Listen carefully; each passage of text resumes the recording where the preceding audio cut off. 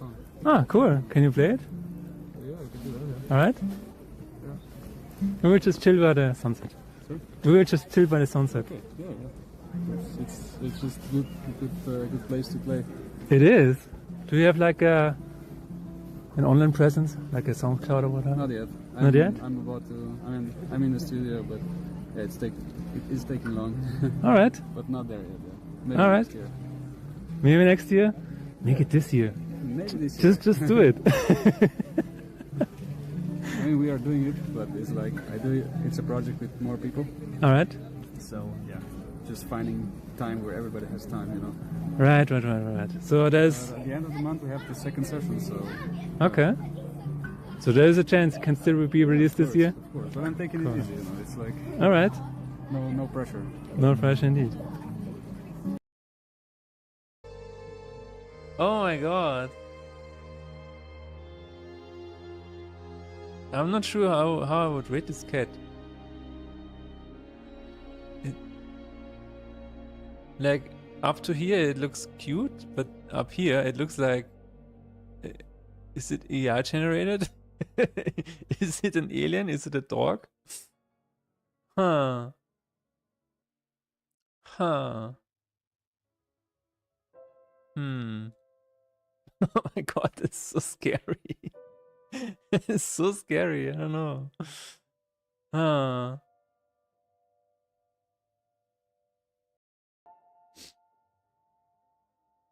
A professional kneader, yes. That's what his purpose is in life.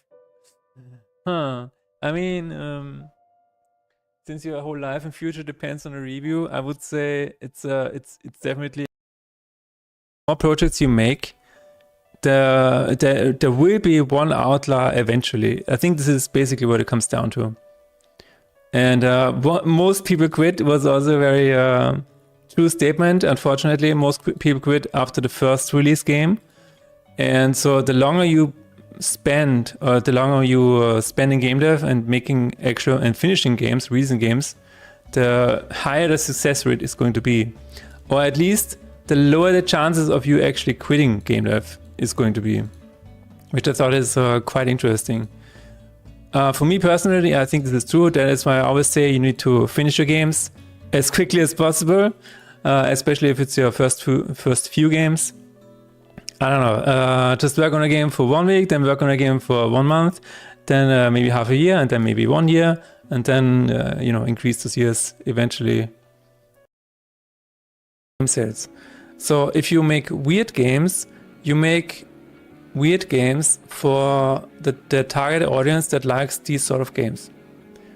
You can make games targeting other people that do not like weird games. So in terms of selling better, it always depends. Also, you can never predict how a game is going to sell. You can never predict it. Like, look at Concord. They thought they had a Star Wars on their hands. Concord was supposed to be as big as Star Wars for Sony, and it completely tanked. And it was a big team. I'm at home all day waiting for DPT pass. I know where this is going. I already know where this is going. Okay, so just got an unfortunately constantly was not present, notification was left. Notification. Yes. I immediately knew what you were going to talk about. This is, I don't know, this happens all the time. Yeah. Sitting at home, nothing, everything is on mute, so you don't, you cannot miss the doorbell or whatever. But then you just get a notification, oh, we couldn't find you at home. You were not at home, obviously. And I'm like, I'm sitting here all day. I'm home. Maybe you didn't even try. How about that? Here is a very funny clip. Because I was once again surrounded by dragons. Yeah. This time they were not shouting I'm a dragon. And I will tell you something. I will tell you one thing. Standing there like this it was so hard to resist to not touch the butt, to not just pet the butt. It was so hard to resist. But yeah, I managed to resist in the end. But this person did not. Do you see that? I see a hand over there. This person did not resist. I could resist, thank God. They can very easily be cheated. So the problem is that it's I don't know, it's just so weird, because on the one hand, yes, it would be really, really cool. On the other hand, if every day you have on first place somebody called, I don't know, XXX Cornet Theory XXX owner, and he has this amount of score, it is very demotivating.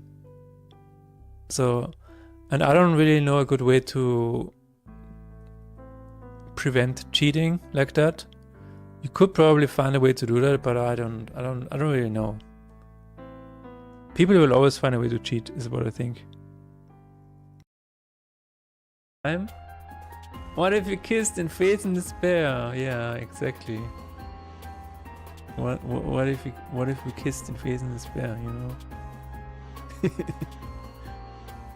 Just a little bit. Just a little bit. Microsoft admitted that File Explorer is slow and can take longer than usual to load, and it's going to be fixed in the next Windows 11 update. But how do we fix it? Well, Microsoft plans to preload File Explorer when you boot your PC. That is how they're going to fix that. That is how they're going to fix that. Yeah, and it just makes you think a little bit, you know? It just makes you think like, what are they doing behind the scenes? Why do they think this is a proper solution to the problem? Have they lost access to the code to File Explorer? Is that what they're doing? Is File Explorer just running in a virtual machine and everything else is just wrapped around it? I don't know what they're doing. Does nobody understand the code anymore because they have fired all of the senior programmers because they cost too much? I don't know. It's incredibly difficult, right? Because at the end of the day, it is always going to be a bit of a balance. Because you do kind of want to say to people, make sure you don't quit too early. Like, actually, you know, keep at it. But at the same time, I also know, for me at least, if I wanted to, I could continuously polish this game for another 10 years if I wanted to. But you know, at some point you also need to just decide that it's done. Like, I do quite like that. That's another quote in the creator spaces, right? The one where what is it? Art is never finished, it's merely abandoned. And I think Absolutely. there is some truth to that. Like, at some points you just have to decide that you're finished, whether you actually feel like it or not. Yesterday, oh my god, which reminds me. Yesterday, while I was trying to fix the door handle, I tried to look up a tutorial on YouTube, and all I found was ads, irrelevant shorts, one video that didn't explain everything or anything. And when I clicked on the video, I just got another ad. That was absolutely terrible. I don't know what's happened to YouTube, but YouTube search is completely broken. Game dev is never upsetting. No. Game dev is always fun.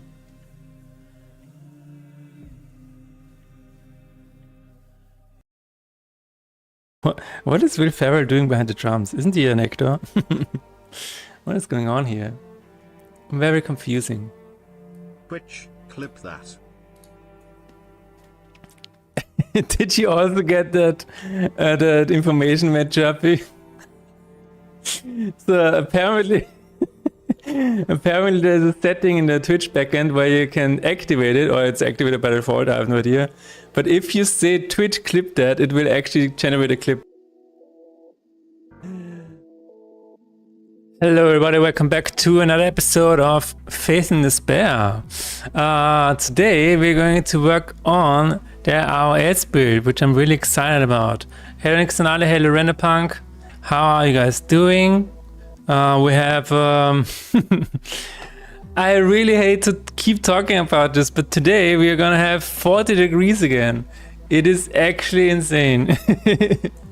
You know, if you ask your digital assistants what kind of weather you have right now, and it tells you today you have 40 degrees. It's like, really? I just had to take a photo. I don't know. It is a historic moment, ladies and gentlemen. A historic moment. Going outside in this heat feels like you're being roasted alive. It actually feels like you're in hell. So I don't know how other people do it in other countries where it is like this hot every goddamn day. I have no fucking idea. Hello. Yes. So I did make some progress in regards to the iOS build. You know, on Monday I wasn't even sure if it's gonna work, but as you can see, it's working. It is running on the iOS on the iPhone. Do you see that? Wow! It is actually running on it. So cool. And from what I've seen, it just works. There's really nothing standing in the way. So I don't have to upgrade Unity. I don't have to do any rain dance or whatever. It's just gonna work. Now the thing is, the only thing that we have to do is you know, actually implement the game center. I actually want to have the achievements on there, which would be really cool, I think, and the in-game purchase. So we have to take a look at two things today: the achievements first and in-game purchase, because it is the free version, but you can do a one-time purchase to unlock basically the entire game. Until you do that, it is just a demo. So these two things we need to look at, and then that is pretty much it. After huge, yes, we just had a small drizzle. It's 12 degrees outside and 22 degrees at my apartment. Nice. I don't believe you. If you're living with these temperatures, it just seems like the entire world is aflame. If you were a Chinese dancing lion, would you rather be in front of the butt or the butt of the lion? I think I would rather be the front. I think it would rather be the front, because if you're the butt of the dragon, you always have to be hunched over, and I think that's not good for my back. Yeah, you have one in-game purchase. So this is usually what you do. You just provide the demo basically for free, and then you have an in-game purchase where you unlock the rest of the game. So this is very good because, you know, the mobile space is a race to the bottom in terms of price. So you gotta start with the free version, and then you can, if people like it, there is a button right on the splash screen which lets you purchase the full game. I can actually show you. There is a button already for that, which is the same on Android. I don't know if you can see that, probably not, but it is in the right here. I don't know if you can see that. There is a button to do it, which is currently not working. Yeah, we gotta take a look at why.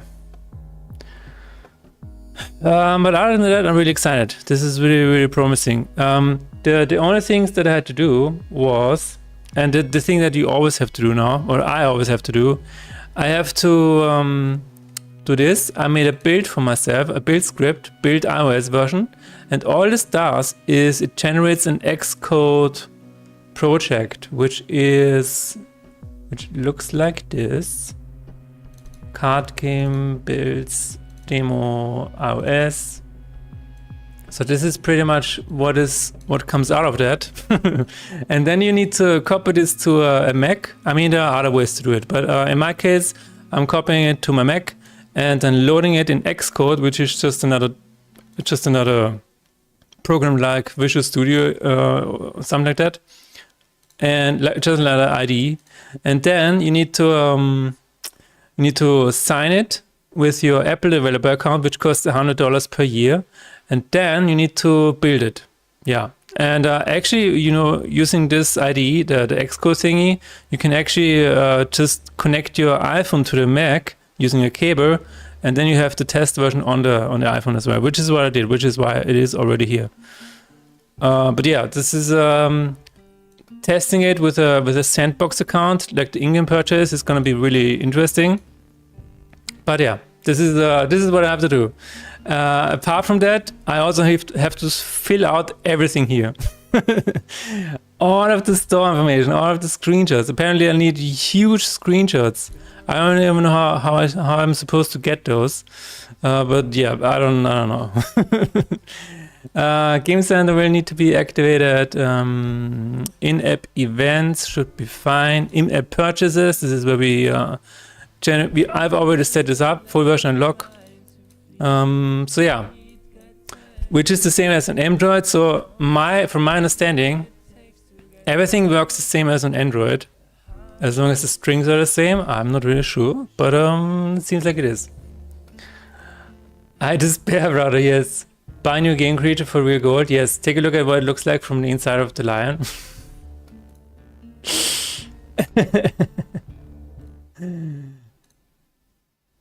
Oh, I saw that. I saw that video. I mean, no wonder this kind of went viral. Down, down, down. Okay, you ready, Martin? Don't fuck up, okay? Okay, ready? Go! That is so stressful. Oh my god. Okay, but I really like that they have to communicate inside of the dragon. Imagine they had a walkie-talkie inside of the, you know, they had like a headset. Okay, dragon bot, let's fucking go. It must be so inside too. Yeah, exactly. Mercenary deck just became so much easier. Yeah, you can just buy your way through. Okay. I think the first thing that I want to do is add all of the achievements to the interface. I think this is the first step. So we're gonna go to Game Center on the features, which is here. By the way, this is one of the small things already that are kind of aggravating.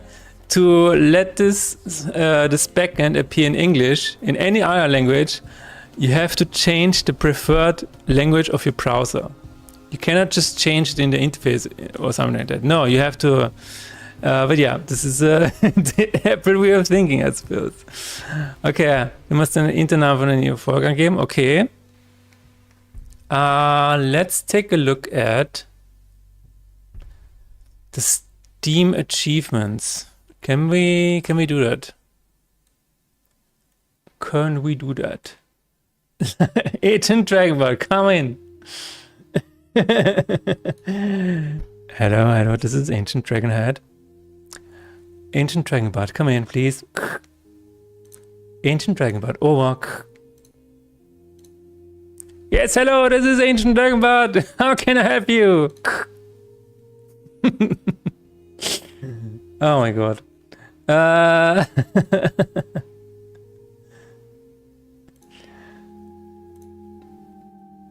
Lions as go time, yes. Okay, we have it. Want a run. Welcome to Stop saying welcome to her. Alright. So we're gonna have this side by side. Windows. It was here on this monitor, not on the other one. That's okay. I know it's hot today, Windows. I know. I feel for you. Okay, this is apparently the ID, right? So, I'm not really sure what that is.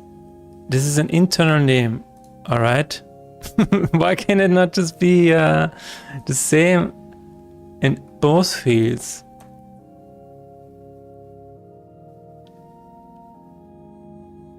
Does it help me if I have the display name? I guess it does. Okay. Now, can I upload an image?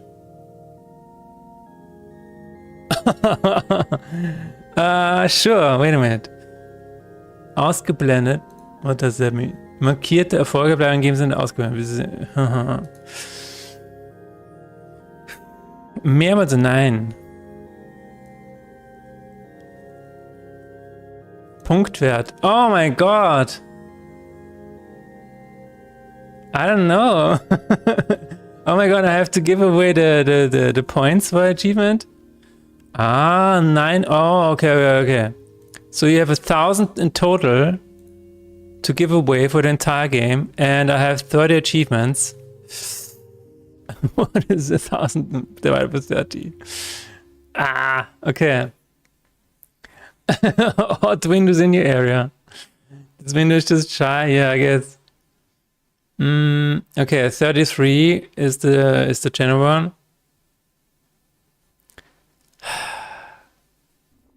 I guess we will just take 35 and then I don't know. 35 and then go from there. One of those achievements will be worth less. But where's the... Okay, localization. Damn!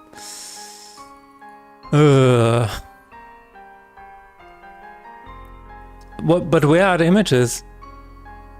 Does it not have images? Achievements without images. Is that true? Is it really true? It is currently raining cats and dogs outside, and it's of course just enjoy the sound of rain. That is really cool. Morning 8, how's it going? How's life? Wow, that's a good question. Well, at the moment we have 40 degrees outside, and despite having an AC, I think you kind of feel it. But yesterday I was stepping outside for like 5 minutes to buy some bread and some groceries. And it's like being burned alive. So this is probably what hell feels like. But I just went inside and I'm like, oh, this is a historic event. Wow, I'm so glad to be a part of this. We actually, the news reported it actually. There it is. We reached a new high point in Vienna. So cool. I'm so glad to be a participant of this historic event. Awesome. Other than that, I'm porting my game to iOS, which is already working. I already have it running here, which is really, really cool. There you go. It is working on...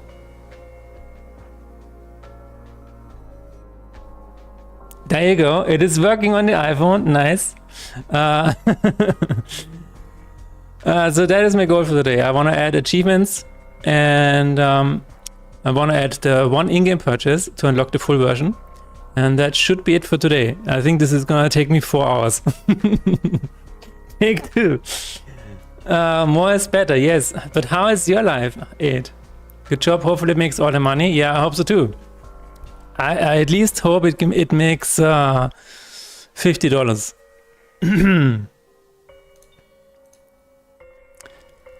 But how is your life? How is everybody's life on this beautiful Wednesday?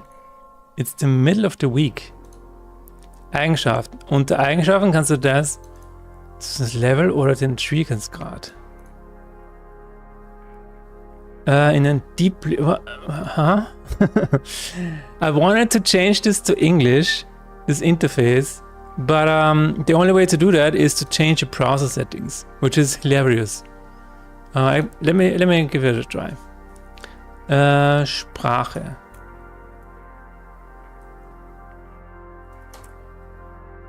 Sicherheit. says it's time for Austrian dialect. Oh. I guess maybe testing won't be necessary there. I don't know. I'm fine just running on fume setting. I feel like humans were not designed to work 14 hours a day. Just an odd feeling. I agree. 14 hours a day is too much.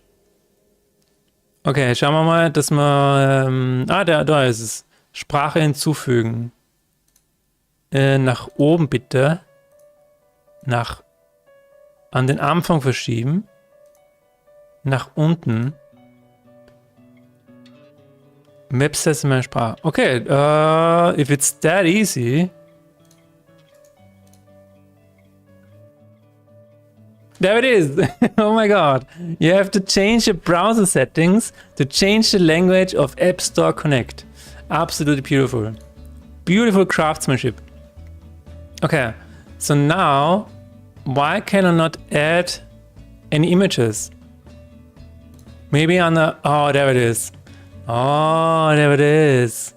Look, oh my god. Okay, this is indeed going to take me the entire day. Okay. How do we do this? Okay, I think I need my spreadsheet open. Localization file. Lately, I've been working with Triong to get business with my wife off the ground. Got in touch with some pubs in the area, gotta meet another one today, but there's interest, which is good. Okay, what is the business that you're trying to get off the ground? Achievement. Achoo! 0.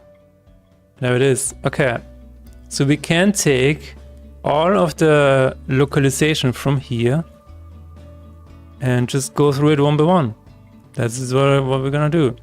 And we also have the images provided by Faith in this spare achievement icons. Thanks, Renderpunk. Right, so now we need a fourth monitor. Does anybody have a spare monitor? Then gonna okay. Then gonna go back home to work on the game, making a character. All right. What is Triong? What is that? Is that a person or is that a business kind of? Oh, trying. It's because the sentence was like, I've been working with Trying or Triong. So I was like, what is this like a? Is this like a business company, like a startup investment company? Okay, you've been trying. Triong, hello Tarok. We are indeed aflame on this beautiful Wednesday. We are. Actually, this is the puddle formerly known as Tarok? Who is speaking? Okay, we are trying to get the iOS achievements going. It is. Which is probably how we're gonna do it right here. I need okay, I can do this. I can do it this way. So maybe, you know what? Maybe I should add the achievements first and then worry about localization. Maybe that's the way to go. I think let's do that. Yes. So this is River of Tears. Achievement 2. Let's go. 28 to go. It is always gonna take me here, huh? Okay. Well, I think it's still better than, you know, wait, I want it all. It's number 4, number 3. Okay. That's fine. I don't know why there is no app icon yet. I uploaded the icon already. But you know what? So far, I'm really surprised at how easy everything was.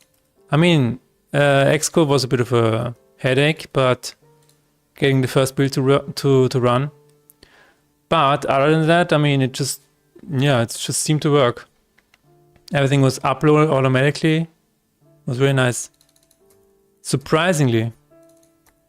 Which means there's probably one more stone in the way that I cannot see yet. But for now, we're just gonna have fun, imagining that it's gonna work. And adding a lot of achievements.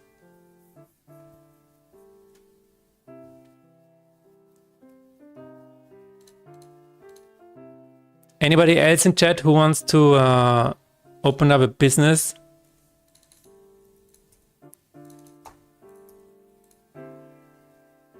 business idea is to provide fully managed multiplayer gaming experience for pubs, parties, and local events, providing all equipment, games, setup, and on-site support to bring people together through social play. Oh. Wow. That is a pretty cool idea. I'm trying to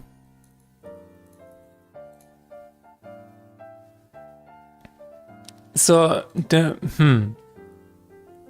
one thing that already sticks out to me is that these pubs, they would have to have a dedicated room for that, right? And that is, I guess, the first hurdle. And then they would have to have, I don't know, some kind of... Do you think they need a server room? Or some kind of room where you bundle everything together before you send it out? Or some kind of, you know, local network? I mean, you don't have to go into detail, but it sounds like a really fun project to solve. My wife takes credit for that? Cool. LAN pub events.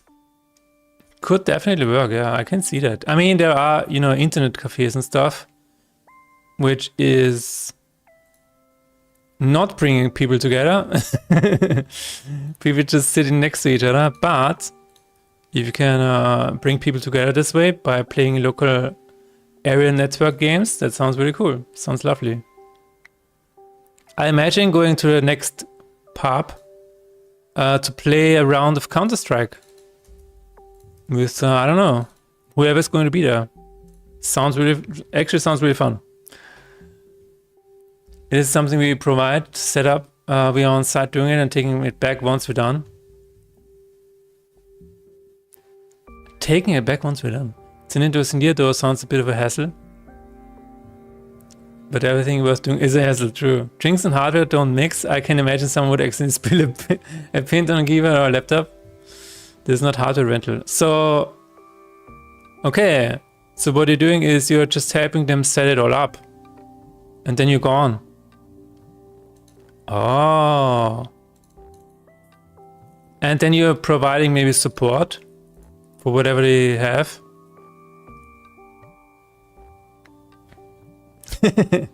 No. Nowhere to solve on my own. There you go. We are already at 15.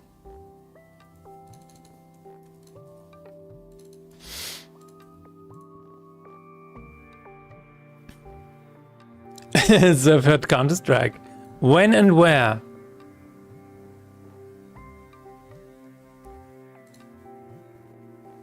Enemy spotted.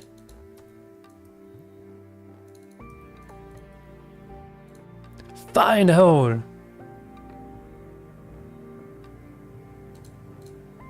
Terrorists win. 17 already. Oh my god. Nothing's impossible, guys. See? Nothing's impossible. Need backup.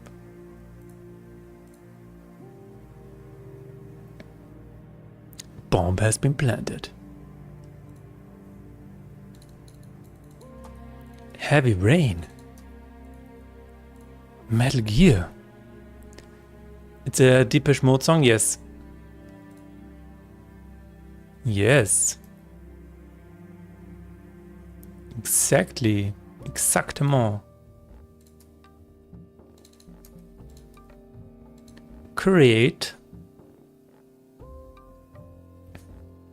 You went this far with Counter-Strike? Let me share something then.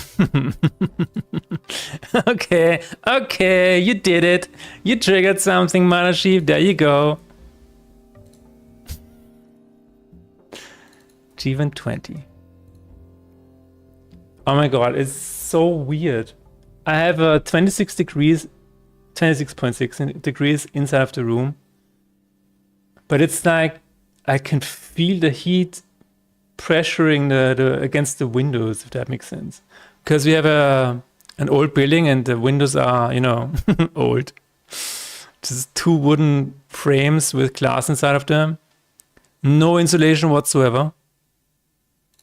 So it is actually not that hot inside, but I can feel like I can feel it.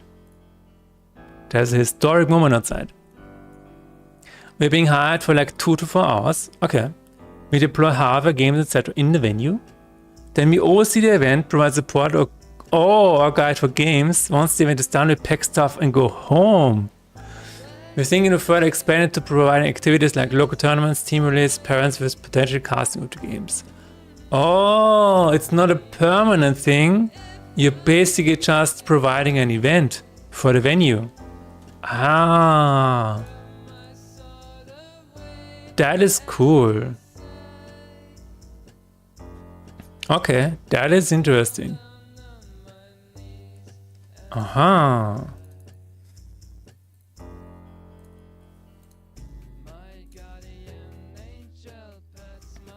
That is interesting.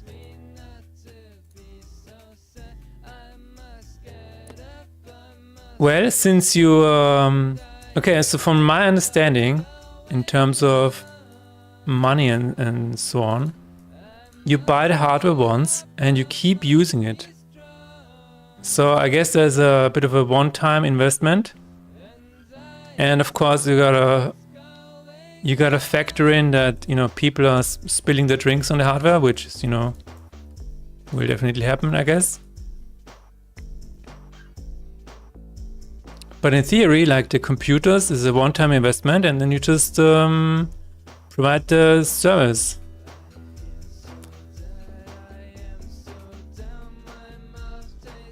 And then you only need a venue that is regularly hosting you or hosting your event. So at least 1 or 2 clients that are, you know, evergreens, and then you already have a bit of a business. Interesting. Quite interesting. I don't see, I mean, it depends what your prices are. But I guess it's a win for the pub, because, you know, they will sell more food and drinks this evening. And it's a win for you guys, because you will get some money out of that. Starting cost is not high. For drinks, we have policy no drinks and food near hardware. Wow. In a pub. Yeah, I guess it makes sense. But yeah. That's a bit of a conflict of interest maybe, but, you know, people go to a pub to drink.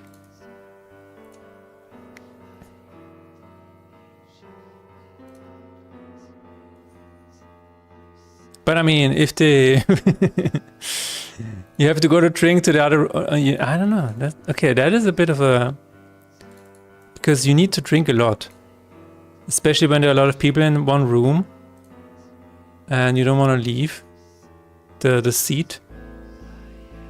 Every time you need to sip some water. I'm not sure. Maybe not food. Maybe no snacks, but drinking. You know what? Maybe drinking is only allowed from bottles. I don't know if that makes it better. Sounds maybe like a bit of a compromise, but maybe only with straws from plastic bottles. We're doing a LAN cafe. No, it's not a LAN cafe. It's just a one-time event. So you basically take over a venue or a side of the room of the venue to host the event. Maybe it's just a tournament. And then you pack it all up and leave.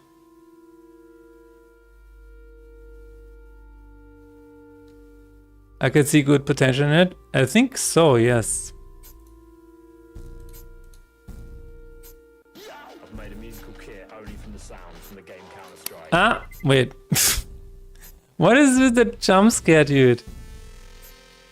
Nick Sinali. Also, there's an opportunity to grow and expand the business. In what way? Like, how would you scale this? There's no conflict because the idea is to have churn over so people don't stick at the station for 4 hours. Okay. Hello Coding Gree, how is it going? We are currently adding achievements to the iOS store for the iOS port, which is a very interesting activity. We're clicking through a lot of options. How is it going? Yes. So I said it before, we have 40 degrees today. Again, a historic moment. We are porting it to iOS. It is already working on the iPhone. Really, really cool, really promising. And I'm just, in this stream, I want to add the achievements. And we are also going to add the in-game purchase. There's one in-game purchase where you unlock the full version. This is what we are going to do in this stream. Otherwise, I'm doing fine. It feels a bit hot. But yeah, you know, things are moving. It's nice. But how is you? Scaling can be done by having more hardware and being able to host simultaneous event across large area.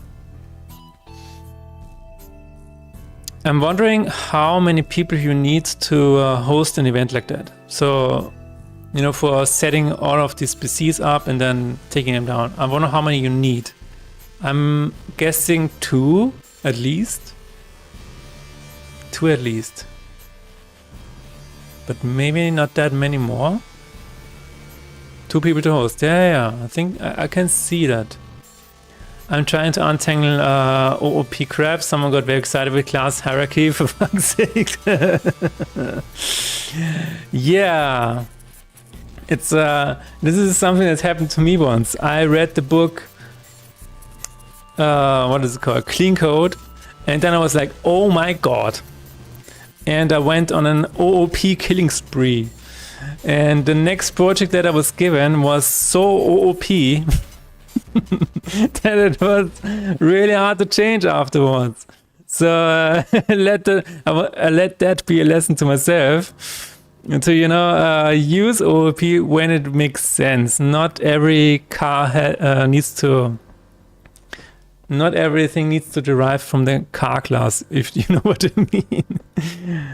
Not everything is an animal. You don't have to go back to the, you know, you don't have to start with the atom class and then, you know, make something out of that. Everything derives from the atom class.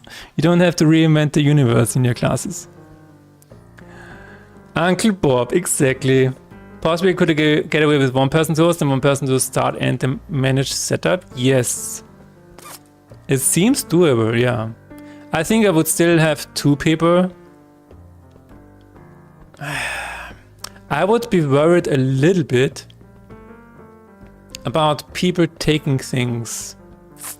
So I don't know how many computers you are leaving there, or, you know, setting up there. If you have 20 computers, I don't know. Maybe I don't know.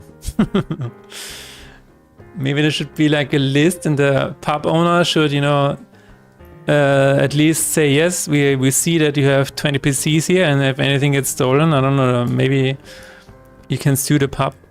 I don't know, maybe it's not that big of a deal. Just keep your function short and 5 lines, all will be fine. Exactly! 5 lines and single responsibility! Oh my god.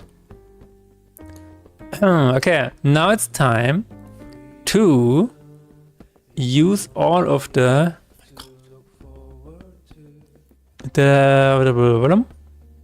you know, all of the language.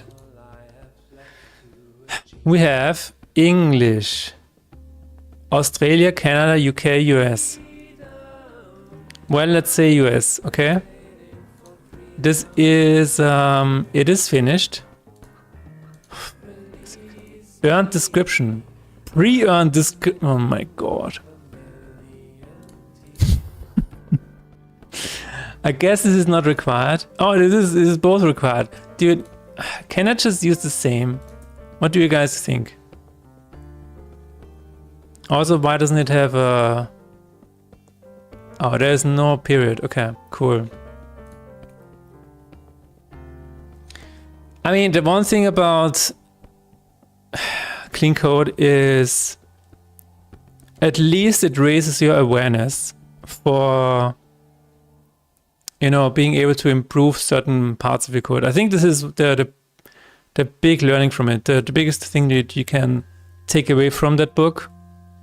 But if you take it too far, you know, if your exceptions take much more space than your actual code, I think that's also not a good idea. You shouldn't. You don't need to throw an exception for everything. Maybe if you're working on an airplane code, but or something for a car, I guess then it makes sense. But you know, if you're just making something in web development, not everything needs an exception. That is twice as big as the function. But that's just my theory. Okay, image. A localized image that represents an achievement. Cool, but is there a pre-earned image or pre-earned text? That's crazy. No, it's round.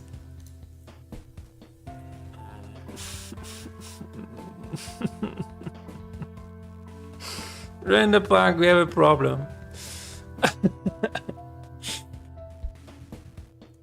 We're not going that big, we're doing 5 consoles. Can facilitate up to 12 consumer players. That's very manageable. Oh, you're doing consoles. Oh, so it's like Mario Kart and Mario Party and Super Smash Brothers kind of events. Ah, don't throw exceptions, just assert. Oh, Tekken, cool. Yeah, okay, yeah, maybe it's overcooked. Yeah. I also don't throw exceptions. The only thing, okay, the only time I do throw exceptions is in an API, and then I just return the error. I guess there it makes sense. And you know, when you're dealing with money or emails, those are the 2 big ones. If something goes wrong while, you know, you're waiting for a payment processor, I would say, yeah, please throw as many exceptions as possible. Because that is, you want to know every detail. But other than that, yeah, just have tests. Just have some tests. This is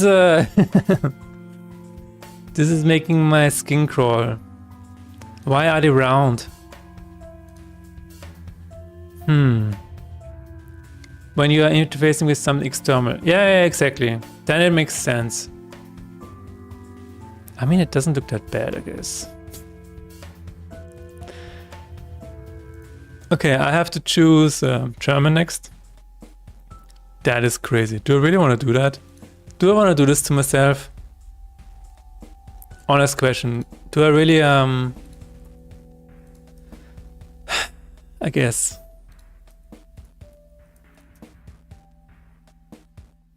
But this is this is driving me a little bit insane. Greetings, Darth Blackman. I don't know if Renderpunk is still in chat, but maybe there is a simple way where we can have round images. I guess this one is gonna be a bit of a problem, but not really, I guess. I guess it's not that big of a deal. Oh my god. We are currently working on the iOS part, and I just wanted to upload Steam achievements, achievement icons, but I just noticed that they are round, and all of my achievements are rectangular, square. Yeah, so maybe Renderpunk can give me the same ones, but with a big old circle around the square brace. Exactly.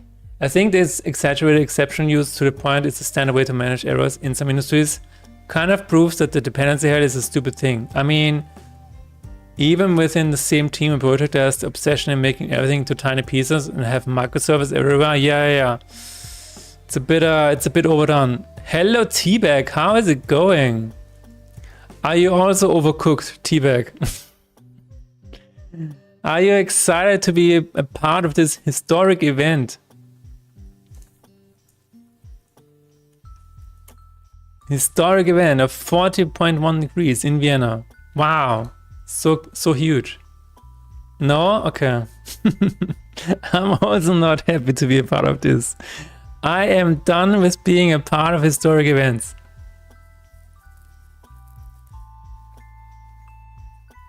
And yeah, exactly, couldn't agree, for no reason. It's so here's the problem, couldn't agree. Some people, they pride themselves in over-engineering code.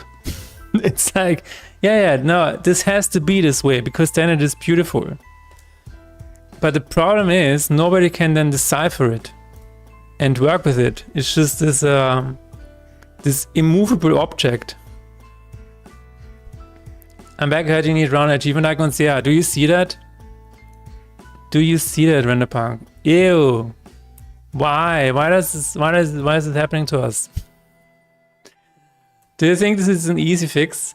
You're on it? Okay, I'm gonna send you the reference image so you have you know what kind of circle they want.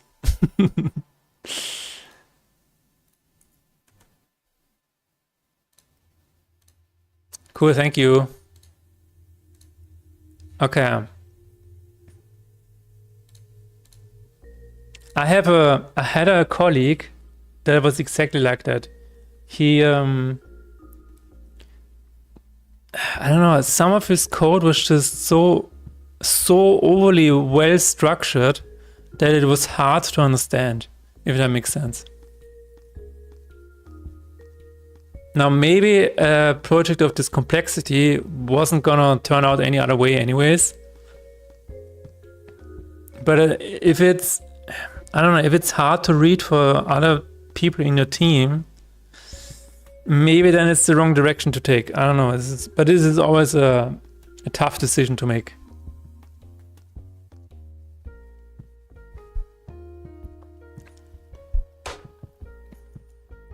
But yeah, to speak to AIDS business, I think this is a cool idea. Just throw a little console party and that should be fine. Yeah. So you're not even providing keyboards and mice. You're just providing consoles and controllers. I mean, I think you could get away with allowing drinks, but definitely not snacks because the controllers are gonna get gross. But drinks? Could be. I know two guys, one works in WebDev backend and the other in Android. I was gonna say Android. Angry Birds. When we are together, they discuss with each other things like MVC and design patterns. Also mentioned that they didn't hire a guy because he didn't know that now they have MVVC and not MV whatever, and that they worked at the company where they didn't use the proper design patterns.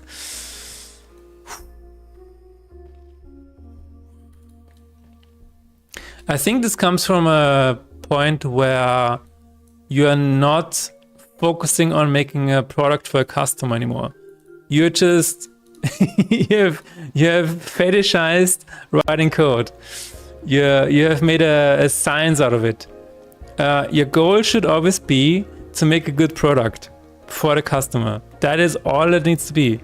If that requires you to write OOP because some parts are really complicated, or there's an opportunity to use it, then please go ahead. But all of these design patterns and and this MVVC and MVC and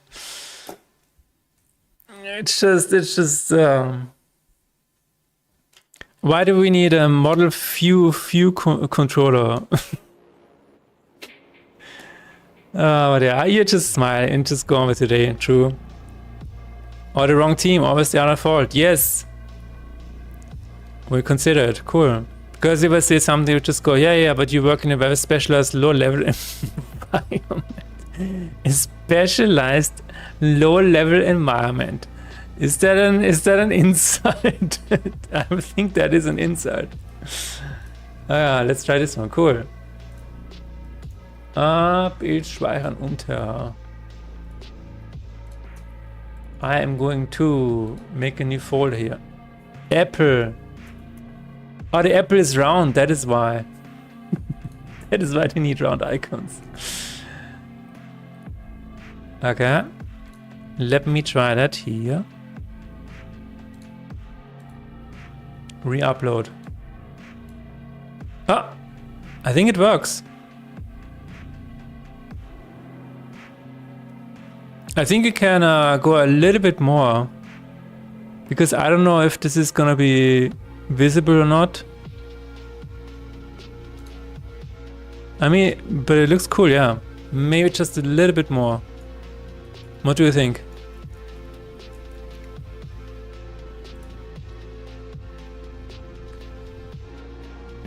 I'm trying to...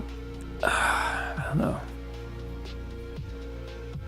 I'm also not the best coder, so I do have some dead bodies, if you know what I mean, in the coding landscape, where some people looked at it afterwards and are like, what is that?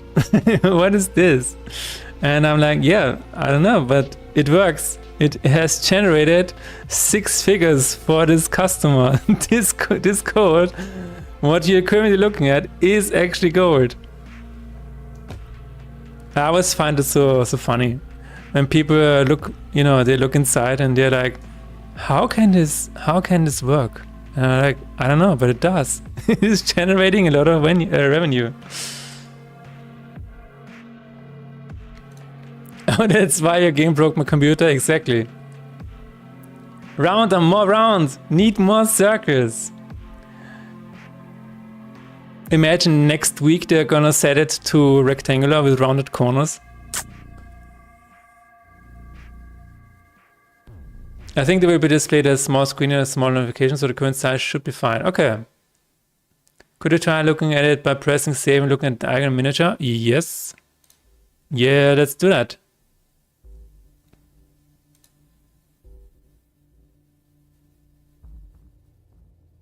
I mean, it looks pretty decent to me.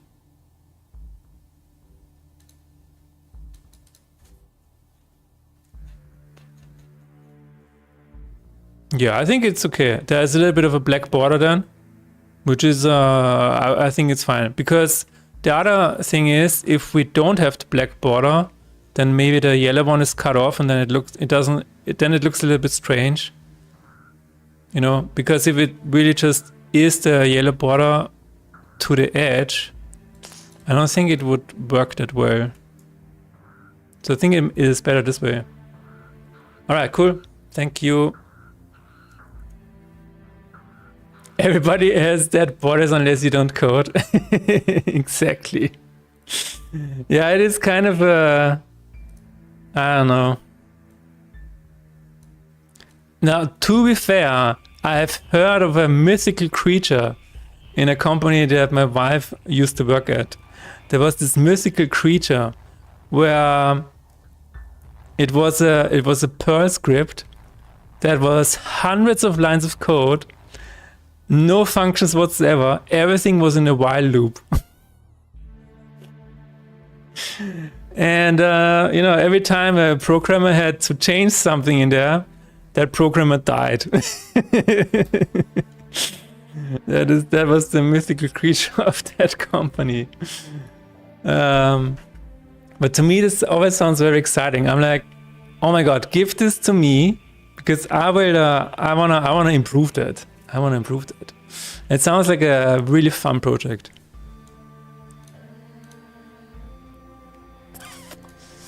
But yeah, there's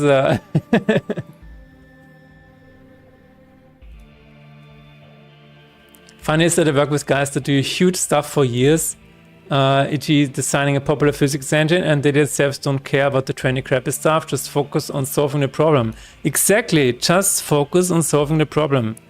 This is what you gotta do. Now, if you're working on a product for a customer, and you do have to think of a way to keep it maintainable. That is very important.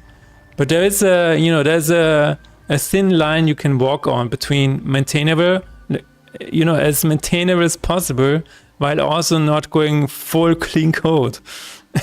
Clean architecture, clean code. Everything needs to derive from the atom.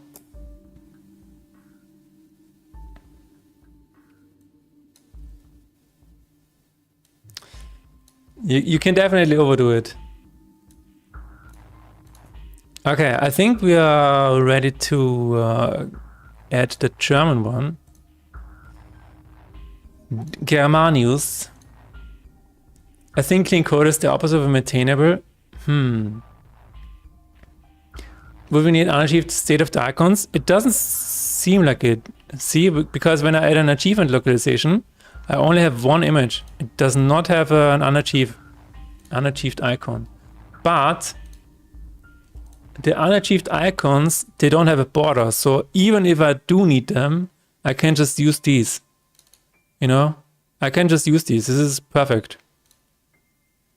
But I don't think they allow me to upload unachieved. They have a pre-earned description and an earned description, but they don't have a pre-earned image.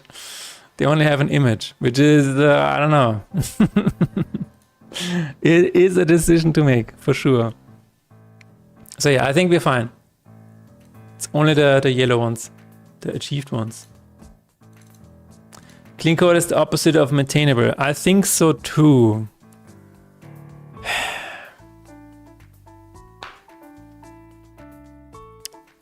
It is you know, it is kind of a religion.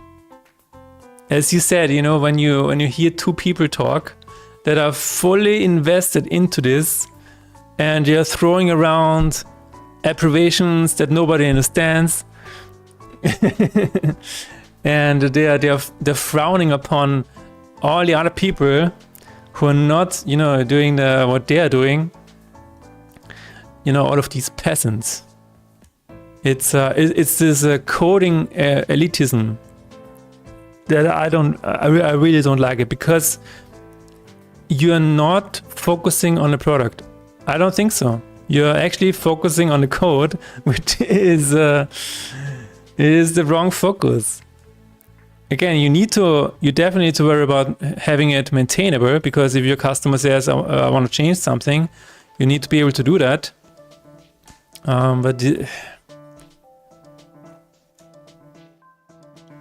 How are you supposed to know what's going on if you have to keep jumping up and down and sometimes across files to understand what is going on? Other than name your stuff properly, there's not much that helps. Yeah, so I think the only thing that I really like is keeping your function small, not 5 lines, but you know, maybe 50 lines or 30 lines. I'm a huge fan of that, because if a function does more than one thing, it gets very confusing fast. That I think is very good. Other than that, yes, if you have a class that has a bunch of functions that don't seem like they are part of this class anymore, then I think it's time to have a new class. That also makes sense, and I like to use that as well. But you know, everything else, it's fine. You don't have to worry about it. Customers always know what they want and rarely require changes. Just make it function at all costs. Trust me, bro. I know what you mean. It can get quite hairy, but this also falls on this umbrella, because if you, and I did this, I had a food calculator for animals. You know how much food they have to be given every day, and I made this completely OP. It was so beautiful. And then the customer is like, yeah, but I want to change this thing over here. And I'm like, shit. Now I have to change like 20 classes, and you know, you have to make this operation. You turn on the chainsaw and you go through it, and then you slice it or you stick it all together again, and it's like, oh yeah, now it works. And and then you're like, please no more changes. It's beautiful again, but please no more changes. And that is not how it should go. Damn, Random Punk is super fast. Thank you. I do things local if they can be local to break in segments of news and empty scope. Wait. Wait, what do you mean? Can you explain it to me? Local in terms of... I'm writing method name right now that goes add insanity tick when notified. Beautiful, Darth Blackman. Keep going. Ends up being less parameters getting passed everywhere, which is less things to refactor and maintain. Oh, yeah. Ah, so that's what you mean with local. Yeah. Local inside of the class. Yes. That's a good one. If you have a bunch of functions where you notice that you're always, carrying over 5 parameters, it's like, oh, maybe it's time for a class. Because then you have the attributes in the class and the functions inside of the class don't have to carry over these parameters. I think this is what you mean, right? Oh, local is inside of the same function. Okay. I'm gonna be right back, but I need to hear more about this. It's water time indeed.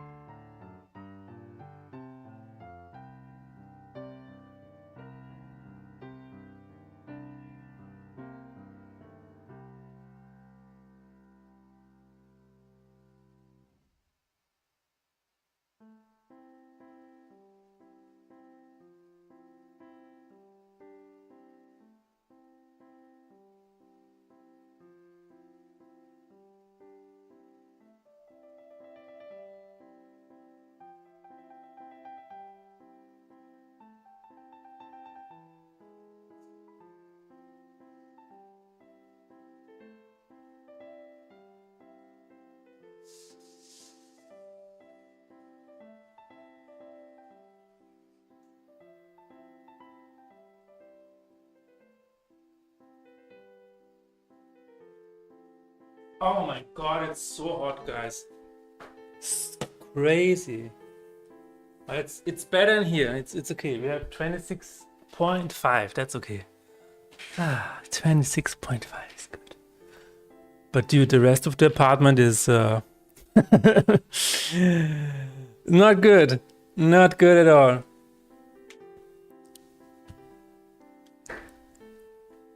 Localize inside of the same function. Wait, are you saying that you have more functions in the same function? I'm a bit confused. The thing that I just remembered is MVC definitely makes sense. Actually, I think splitting it up into a controller, which just all of the actions, and then a model, which is basically kind of like the database, and then you have the view, which is just responsible for basically just the front end. I think that makes sense. That is a good distinction to have. So I'm not saying MVC or anything like that is not helpful. But for web development specifically, this is really good. And for, I would say for mobile, I guess, as well. That makes a lot of sense. What doesn't make a lot of sense is the MVVC, the MVVC thingy and other things like that. So, I don't know. That is a little bit too much. All right, it is time to download all of these icons. Download.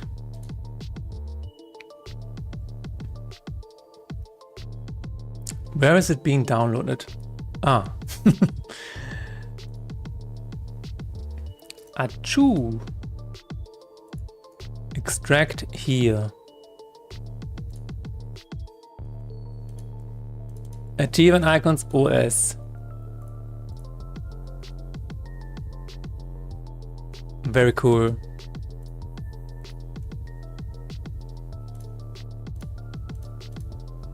Let's remove that. Now we have all of the icons here. Actually, I need to have this here. Ansicht mittelgroß. Looks pretty cool. All right. Now, do I want to have? I guess I do. I remember from last time that our order was different, so didn't bother putting in the numbers. Okay, yeah, no, that's good. It's fine. That's good. That's a good shot. No, I was currently thinking about, do I really want to add the localization now or later? I think what I'm gonna do is I'm just gonna add English for now, and then see if everything works. And if everything works, I can still, you know, add all of the rest. I think this makes sense. This is also 35. Save. Localization. This is River of Tears. Now I'm really glad that I did this. That I did add the name for this. Localization. English US. Oh my god, this is... that's crazy. Discover 50 Lacrima. This is what gamedev is, ladies and gentlemen. Sometimes you just sit there and you're just throwing things in a web form. If I wasn't so excited about this release, this would be really difficult right now, but the excitement is still winning. 35, save, add localization, English US. This is I want it all. I think I need to change this to a list. Yes, that's better. Then have I want. Oh, it's not here. Earned description, unlocked all decks. I need to change this when I add a new deck, but that's okay. The achievement is the same.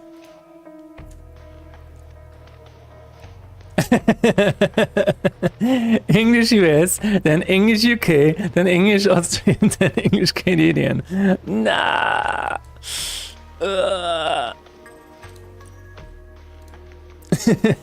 Please no. Please no. Okay, we have 35 once again. Add localization. This is benediction. English. No. Master the healer deck. It's the same thing. Should I do this? Maybe I should. Maybe that's faster. Maybe it is. This is benediction. Yes. I'm trying to figure out the best way to, or the fastest way to do this. So I'm optimizing every step. Back. Tricks of the trade. Also has to have 35. Is 35 times 30 really 1,000? It feels so weird. Times, oh god, is 1,050. Okay, yeah, someone needs to have less. Maybe the first one needs to have less. This is going to be tricks of the trade. I usually press P for benediction and it has the first file starting from P. Yes. And I was thinking, do I drag it in or do I select it? Selection is faster, yes. So, this is tricks of the trade. There it is.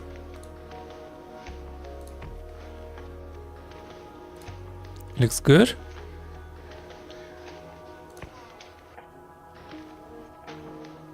It should actually display the one of the first images here. That would be cool. 35. Save. Add localization. I need my pain. Yes, this is what I'm currently doing. Why are you adding achievements? Because I need my pain. That is exactly what I'm doing. I need my pain. And this is saved automatically, right? Yes. Animapaint.png. I like that you're saying the image name. Okay. 24 to go. We're almost there. Descending.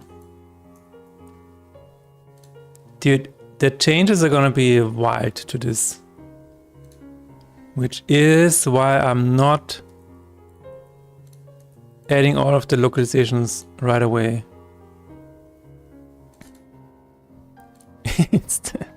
It's the sheep Easter egg. Processing. Sounds good. Looks good. Sanity's Requiem. Save that. Ah, perfect song. I am going insane. Sanity's Requiem, won at least once against each curse. I'm gonna make this a little bit bigger. Yes, that's better. Much better.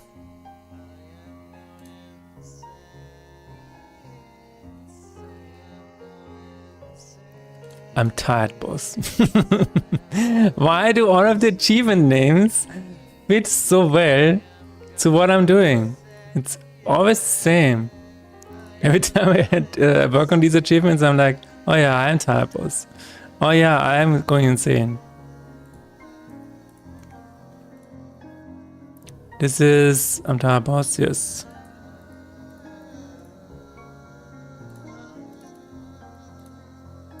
Perfect timing indeed, yeah.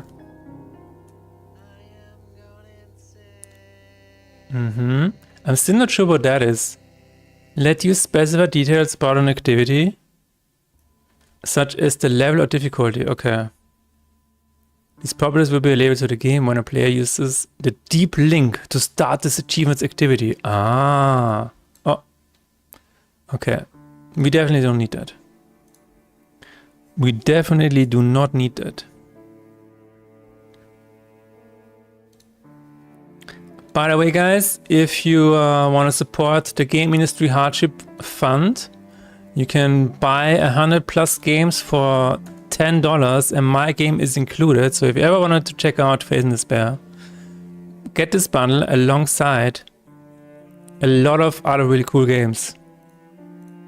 And you're helping out charity while doing so.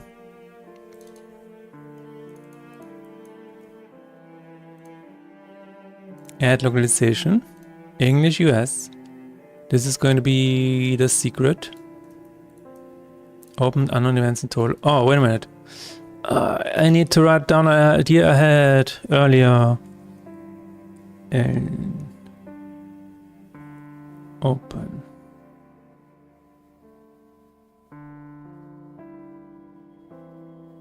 With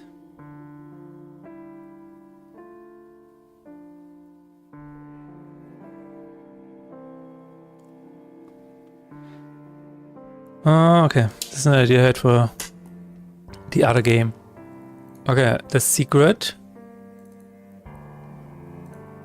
Kinda like how it looks with a round border, honestly. Kinda like how it looks. This is Biohazard. 35. Which is exactly the degrees that we're having right now. English US. Biohazard. Alright. Progress. So when the achievements are done or implemented or added to this form, we actually need to call it inside of Unity. And that is gonna be the interesting part, because as far as I can see, there is a social local user authenticate, which is apparently just a thing that you can do, and it's for Android and Apple, or any other thing, I guess.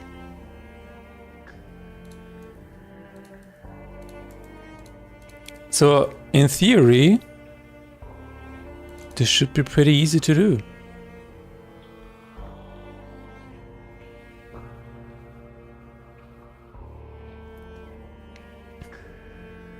And if this works, we might also add all of the achievements to the Android version, because the Android version currently doesn't have them. But if it's just one and the same Unity call, it seems like we should also do it on the Android side. If you ask me. It's oh so quiet. It's oh so still. But that's just a theory. A corner theory. Ba-da-ba-ba.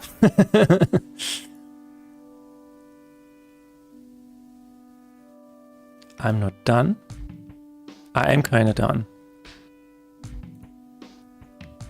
It's 35 degrees. English US. Display name. When I tried this, I was so surprised that I just had it all running in like 1 or 2 hours. It's really, really cool. Maybe this is because of the work I already did for the Android version. I guess it is.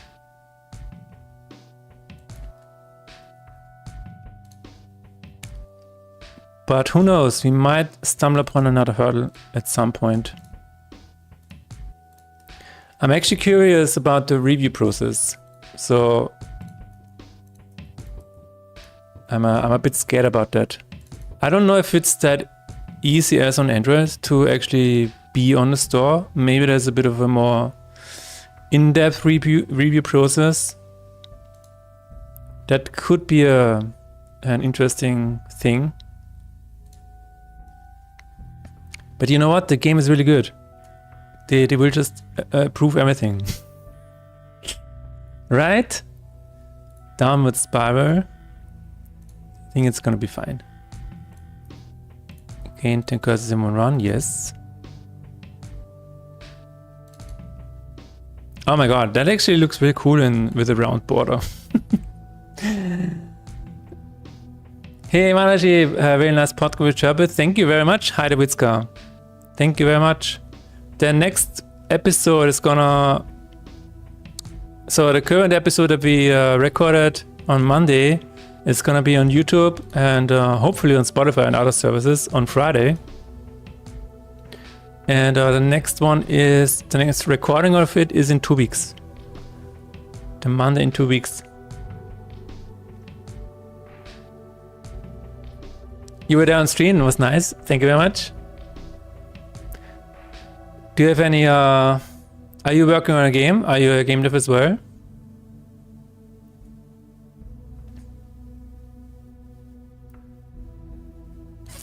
But yeah, I'm currently working on the iOS port and I'm adding achievements to the backend.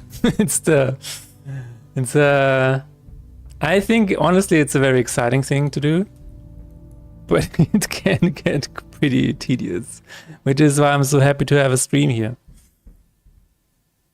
Working on a game as well, cool. If you have anything to share,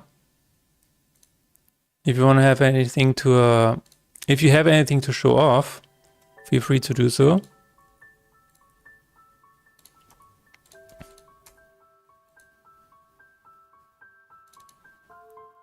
And for you or anybody else, if there are any topics that you think could be cool for the podcast, please let us know. You're always looking for topics. We have a long list of topics already, so but if you have a suggestion that could be really cool, that would be nice. We're always looking forward to that. Heavy rain. Description. Choose file. Heavy rain. Heavy rain was such a good game. We did not see the twist coming, which was really interesting.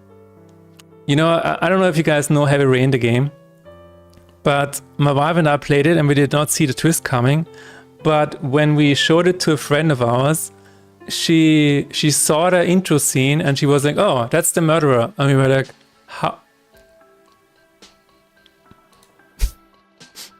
How did she figure that out?" Stream here on Twitch as well, but never stumbled over your stream. Oh, cool. You're also a streamer. Nice. Let me check that out. I'm gonna follow you. Have a nice shout out over here.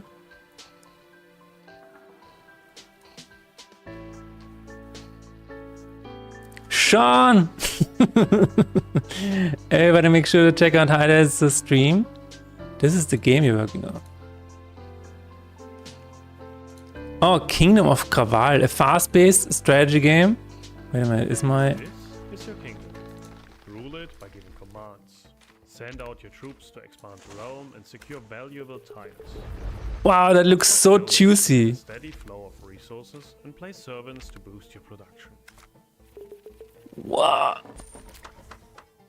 Buildings give you the ability to craft items and train units. The game juice is on. Use Oh those my items god, it to feels boost so production satisfying just to for watch. military. Anomalies give you the technical advantage. Exploit them for special buildings, trainings, and crafting. Nice. But you're not alone. Fight for important positions. The Huns are coming. Outplay your enemies and conquer their palaces to claim the kingdom of Kraval. Very cool. Very cool. Dude, I wanna playtest. Your interest has been registered.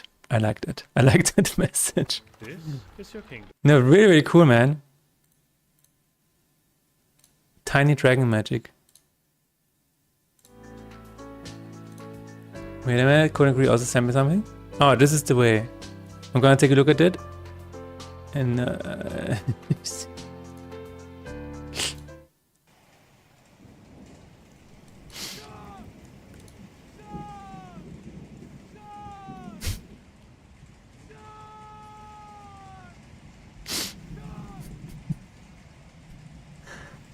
hope it's not too late.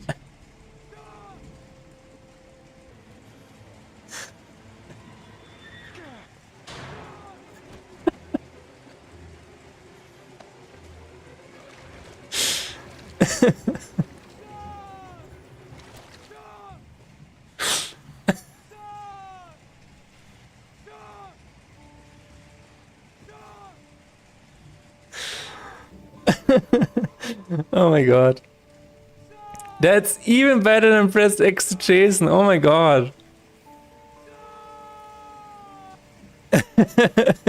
My fucking god.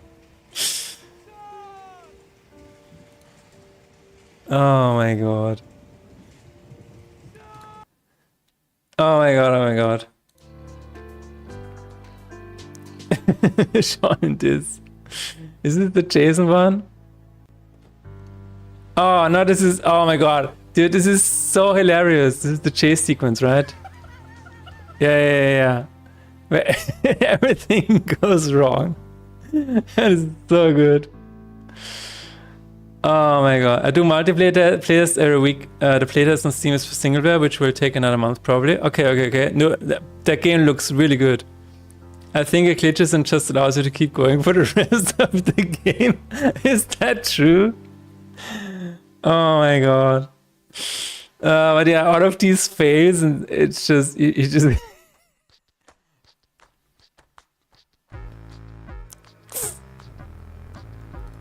This game was really good. I still think, despite all of the goofiness, or maybe because of the goofiness, I don't know, but it was just a really good game.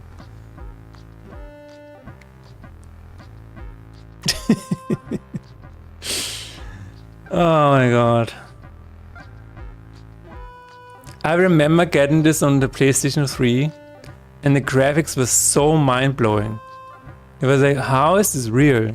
And the PlayStation 3 was like, was sweating. It was almost dying.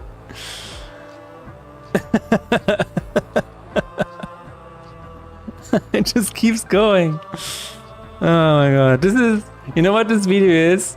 This video is about game dev and how to be persistent while making games.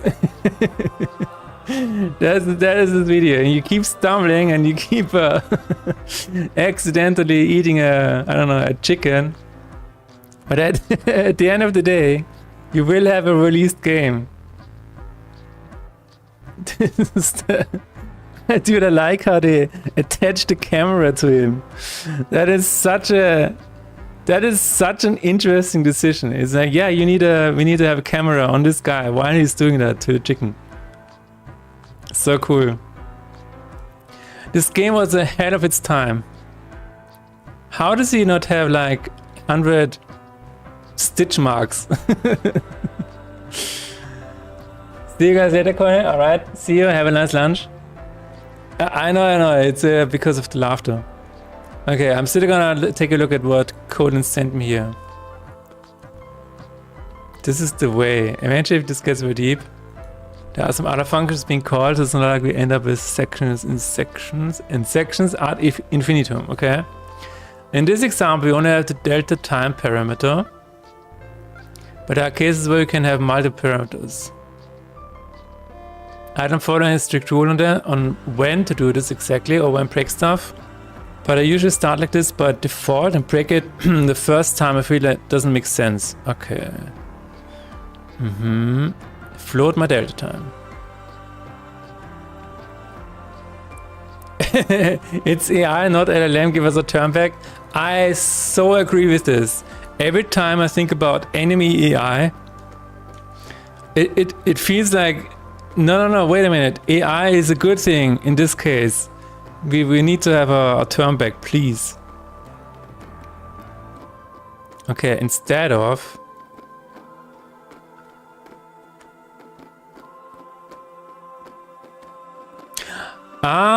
Okay, update game.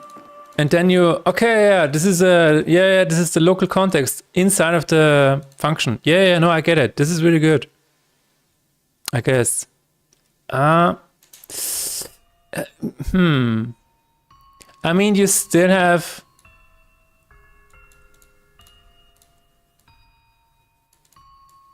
In JavaScript, you could have at least a few functions here. Yeah. This is the way. Okay, I get it. So this is what I usually do. And this is what this person suggests. Instead of having a parameter and giving it to every function, you just have the parameter here and not have to deal with the parameter. I kind of agree with this, but I would still say this is better, because then you see exactly what is happening inside of update game, and then you can still jump into these functions. I would still probably prefer doing it this way. I mean, the other way to handle this is if you have a class and the class is maybe called, I don't know, in this game, game update manager. It's a stupid name, and then you can have an attribute like this, and you can just access it inside of the functions. That could also, I would probably prefer that. This is yeah, I don't necessarily would like to do it this way, because you never know when you're gonna reuse these functions for somewhere else. Interesting. Yeah, referring to a new startup, Enemy AI, that saves your business 50% less work hours. Exactly. Enemy AI. That's crazy. So wait a minute, Tiny Dragon Magic, is this your first game? I don't think so, right? I need to be right back. This does not look like it's your first game.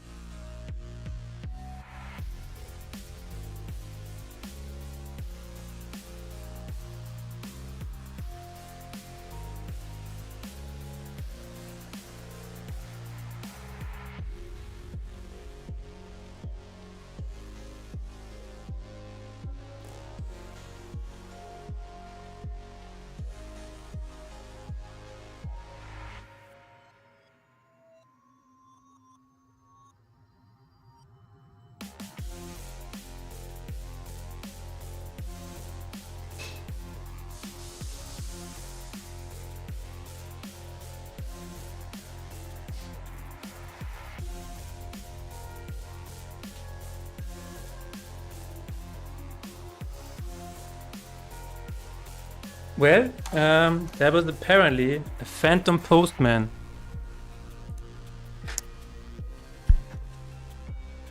It is your first one, but did a bunch of prototypes for board and PC games over the years, and I have a background in software development. A few okay. I committed to try and make a living out of game dev. Nice. I mean, I can definitely see that you have a bit of a background here in coding and making things. Do you have released it yet? No.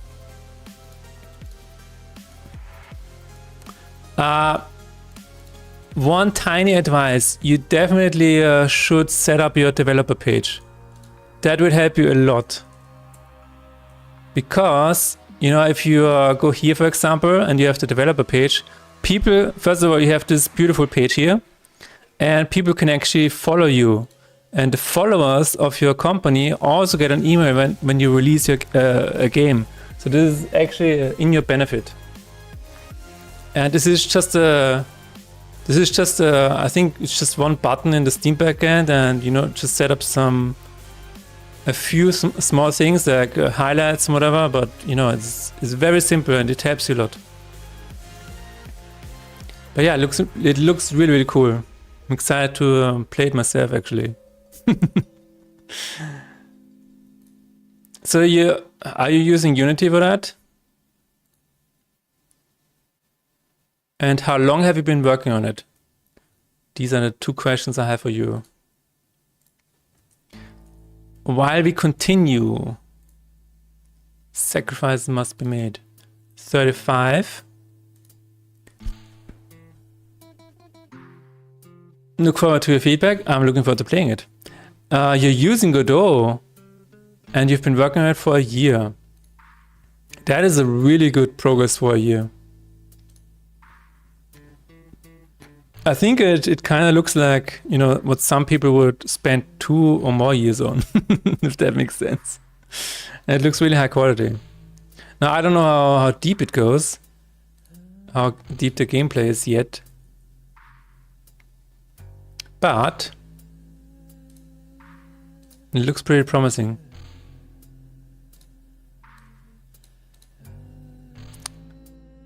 The page is quite outdated. All right. Oh, wow. It looks even better now already.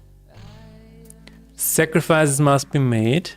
Oh, I just realized we talked about heavy rain and that completely derailed everything. It was suddenly it was a Sean stream. Sean. Jason. I really like the round icons. I don't know. Very satisfying.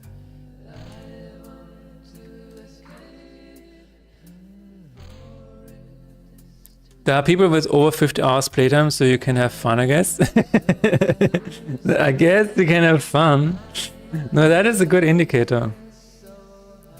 Do you have a demo out? No, you don't.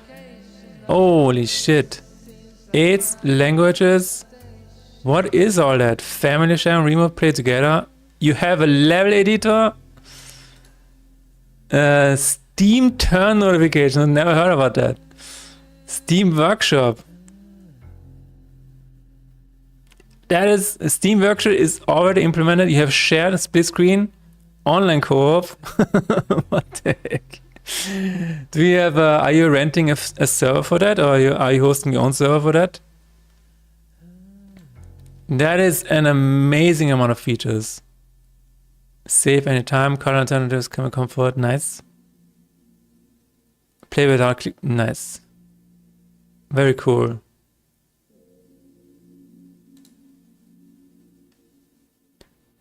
Okay, I know I'm being nitpicky here, but does it have controller support? I know there is a lot already, but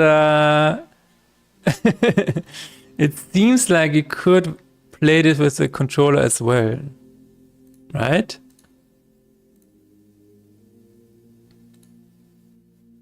Did you were at the Button Festival in... Wait. You were at the Button Festival in Graz? Oh, really? Did I... What?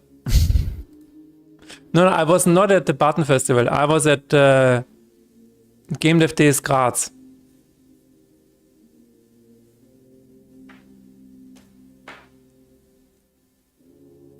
Oh, so you're... Oh, you're...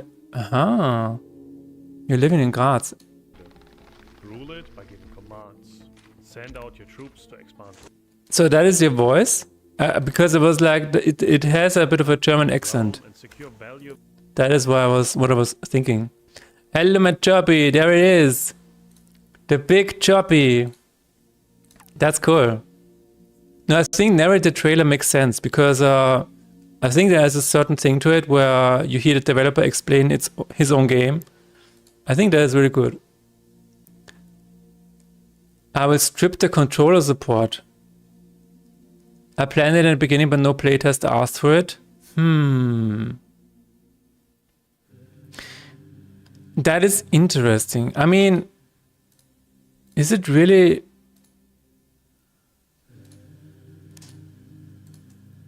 I guess the only difficult thing is, like, if your cursor is here, where do you go if you press down on the D-pad? I guess that is the only thing that I can see where there's a difficulty, but yeah, I guess if nobody's asking for it, then it's fine. I'm a huge fan of controller support because that is by default a little bit of an accessibility feature, because then people who have troubles playing a game, they can just, connect their own controller and still play it this way. But I think it's maybe not necessary, and especially for Steam Deck. I know Steam Deck has a touch screen as well, but sometimes it would be nice to have a bit of a controller support with the buttons at least. And I mean, if you eventually want to release this on consoles, But yeah, you do you. I'm personally a huge fan of controller support. But that is a very personal preference.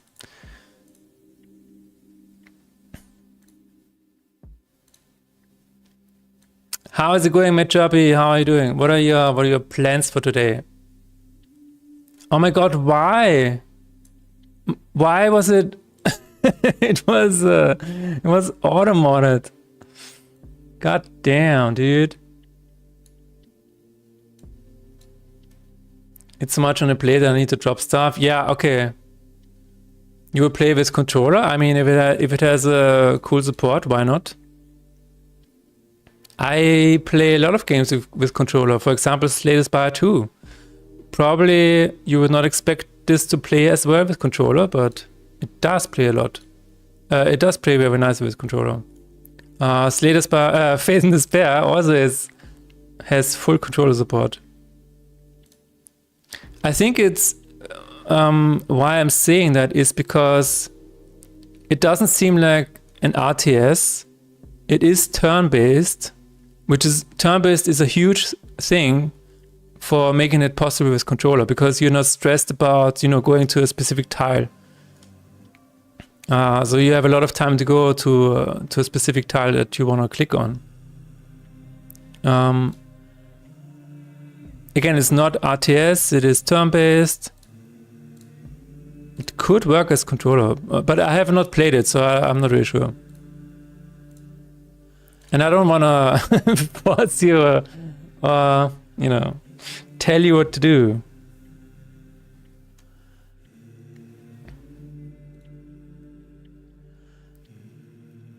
What's an exiter? What does it mean?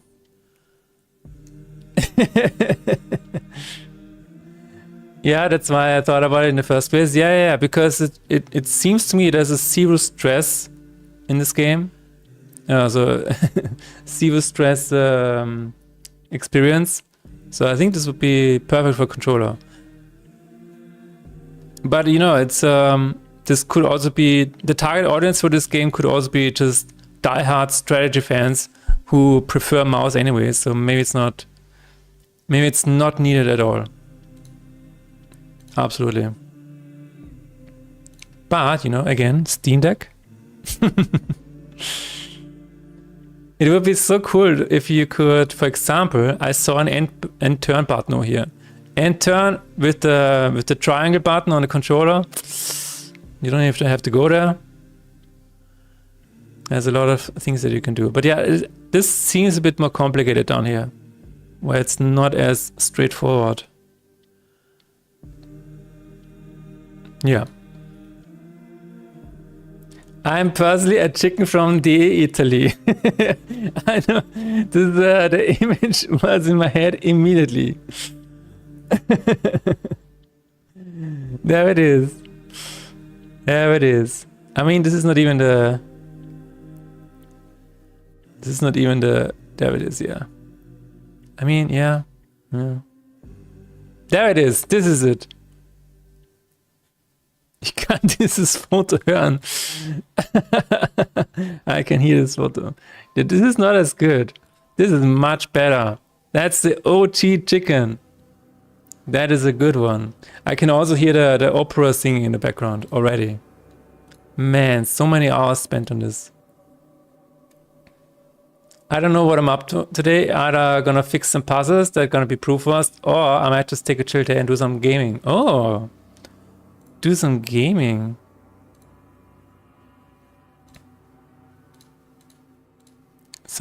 Also sounds good. We are having a we are actually having a very chill day, and we're just adding achievements to the iOS backend. Very chill. Add localization. US. I just realized this is in that you Kingdom of Kaval was made in Godot. That's really cool. Yeah.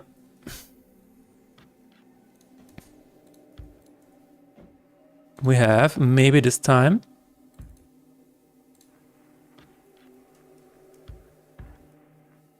I think I'm a bit exhausted from crunching, I can't lie. Dude, yeah, I can understand that.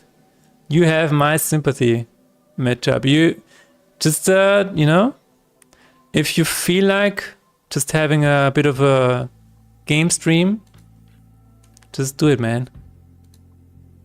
If you have this feeling in your body that if you see Unity one more time, you're gonna die, just take some time and enjoy a few games. This is usually the point in time where I turn everything off and just go outside. Just go to the gym without my mobile phone. This is usually what I do when things get a bit too spicy.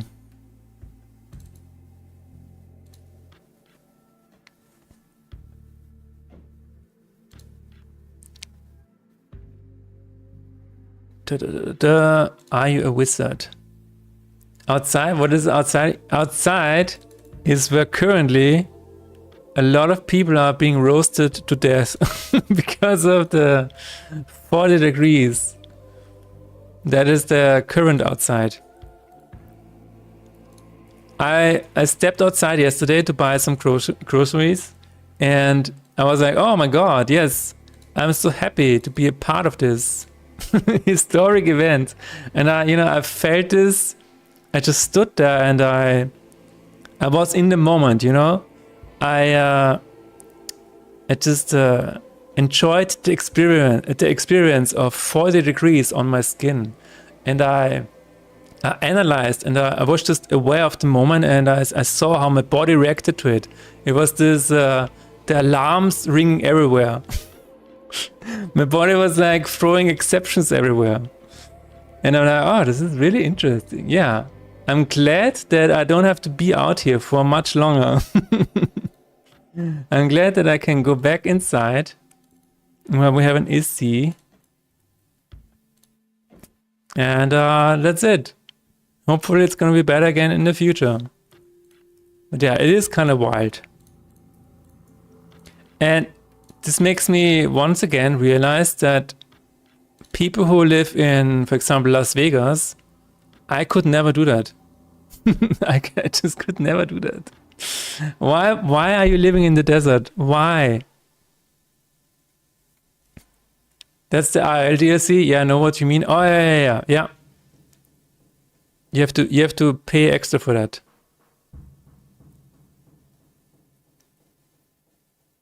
The avatar. 35. English US. Then we're gonna have this over here. If I didn't know that this is gonna be so cool, I wouldn't do this. But the iOS release is gonna be cool for sure. 35, save. Add localization. We're gonna say English US once again. Display name is always be closing. So what is the possible game that you're gonna play, Chirpy? If I had an off day, I would probably play, I don't know, maybe Slay the Spire 2. I really like playing Slay the Spire 2. I don't know why. Oh, maybe it's because I can play it with my wife. That's probably why. That is probably why. I've been a bit curious about testing John Blow's new demo. Oh! Still haven't played any of his games. Yeah, the Order of the Lich King.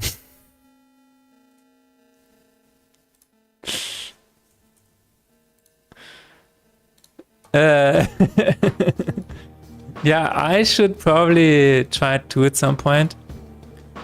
I did... What is it called? The Order of... The Sinking Star, okay.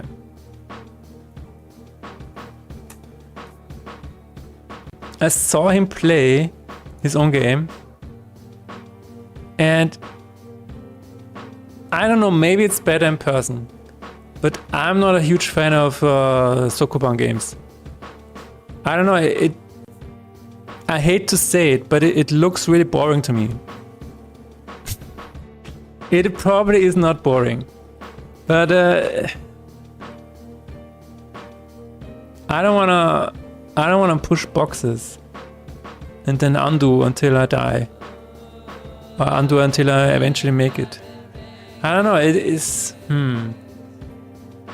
I'm at a point in my life where this does not give me enough dopamine. I need numbers that grow bigger the longer you play.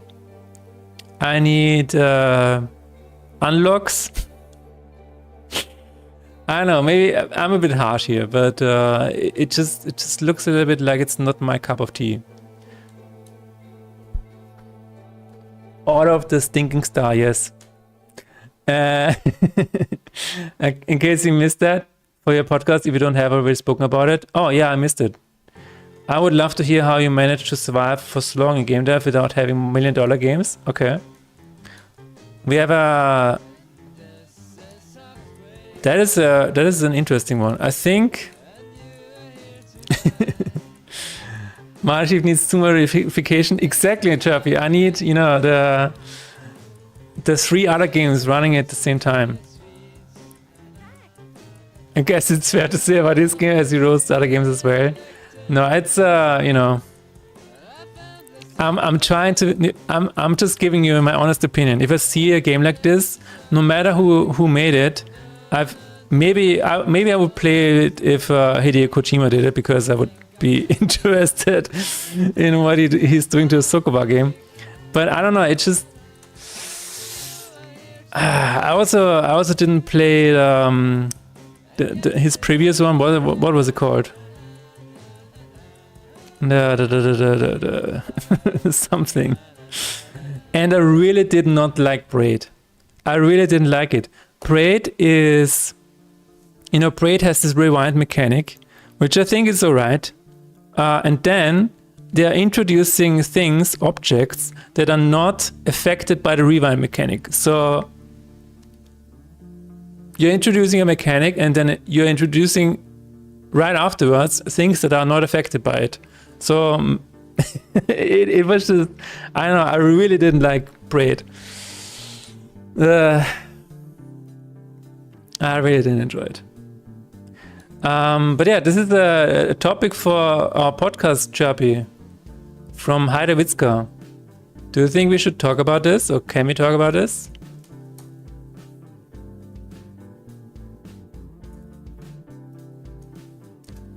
How you manage to survive for so long in a game without having $1 million games? I know the answer in in Chirpy's case. And the short story for me is I always had a job while making games. That is the short answer. Currently I'm freelancing Mondays and Tuesdays, and rest of the time I am free to work on my games, which is a very cool position to be in right now. Now this might change anytime, as it usually, you know, there's a bit of a risk involved whenever you're freelancing. But right now this is the answer. But could be a topic, I don't know.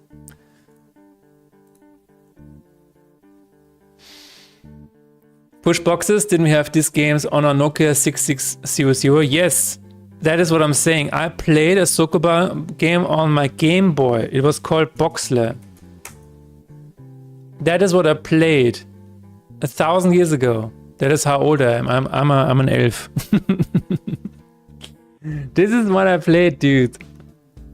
Boxle, and this was one of the first games where I made levels. So this, I honestly think this kind of introduced me to a level editor. Maybe it was among the first games that did this to me, or that provided this. So I made levels, and I let my father beat those levels, and you can imagine how devious they were. But you know, my dad always beat them, so he was really good. But yeah, this is what I mean, and I know that Jonathan Blow took this genre and he asked himself, how can I make a really, you know, how can I innovate on this genre? And this is how I guess all of the Singing Star is coming from, or where it is coming from. But again, I'm not excited about pushing boxes. It's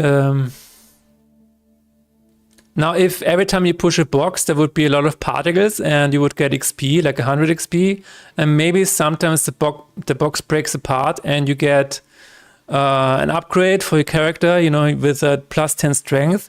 And then you have relics that every time you push a box, you get upgrades in terms of defense, and, you know, all of the other boxes are broken apart as well, and you have chain reactions. Then maybe I would play it. But I don't want to play a Sokoban game with a story.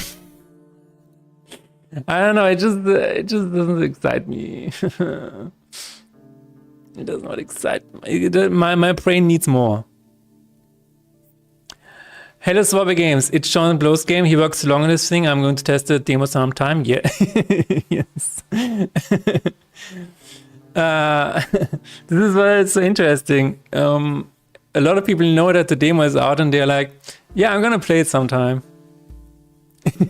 Because Jonathan Blow made it. I think this is telling me something.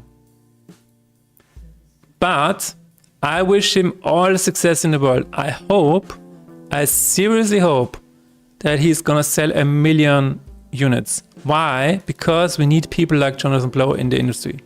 Absolutely. We need people that, you know, are very vocal about what they're doing. They are invested. They are making games instead of just talking about them. So I wish him all the success. I hope it really does well. I would not release a Sokoban game in this economy. But I seriously hope it's gonna do gangbusters. That is what I really, really hope for him. I wish him all the best. Just because I'm not interested in it doesn't mean it shouldn't be a success.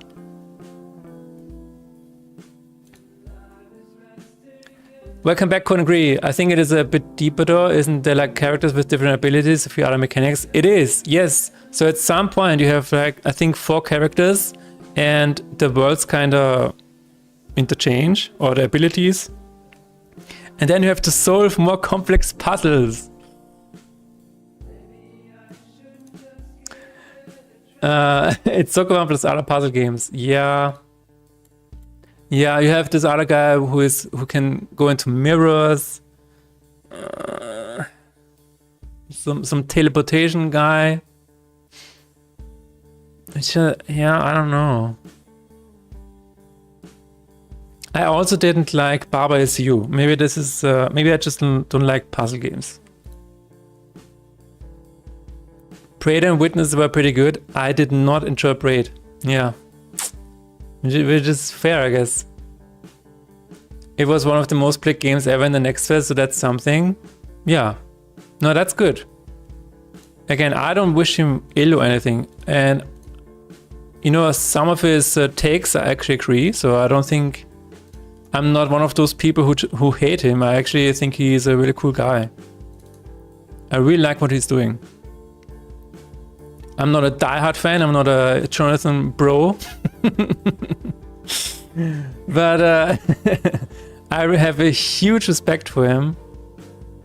Did it just... Okay, did I just forget to enter this? Yes, I did. And I wish him all the best. May this game retire him. But he's not gonna retire. Nobody retires from game dev. I think everybody who is in game dev will work on games forever until they die.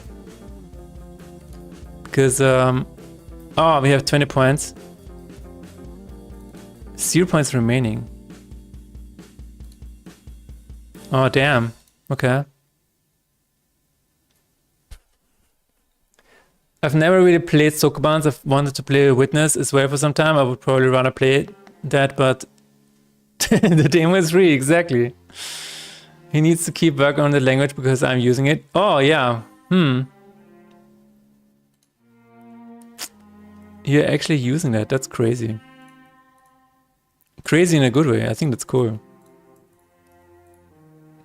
Again, what he's doing is really important. He's trying to make game dev a better place. Imagine if I could compile Faith in Despair in like not even a minute. That would be insane. I definitely have respect for him. He's been in the dev space for ages and he has a track record of making well-regarded games. Absolutely. I don't have to understand why, but there's proof for that.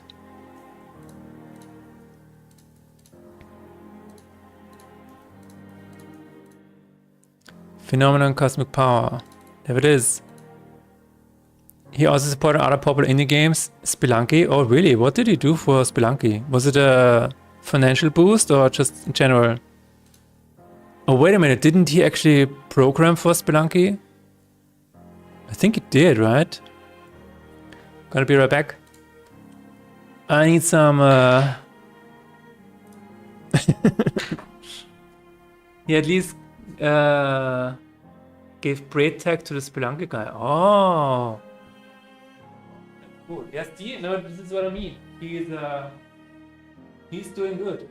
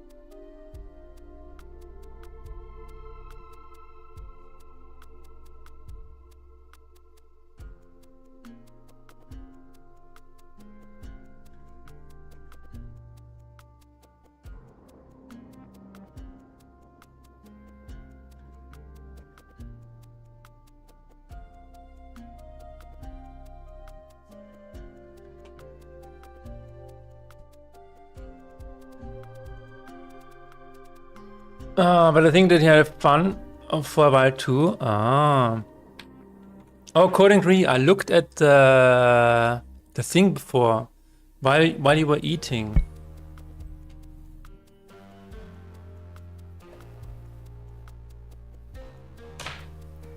I see what's going on here, and I understand what this person is doing. But I personally, a person would probably still use this. Or the other thing that I would do is maybe, have a class. You have a class update manager, which is a bad name, but you get what I mean. And then you have the float variable here, and then you have the function or void method 1, and then you can just use the variable. I think that is what I would prefer doing instead of this. Because I would still like to have functions for these.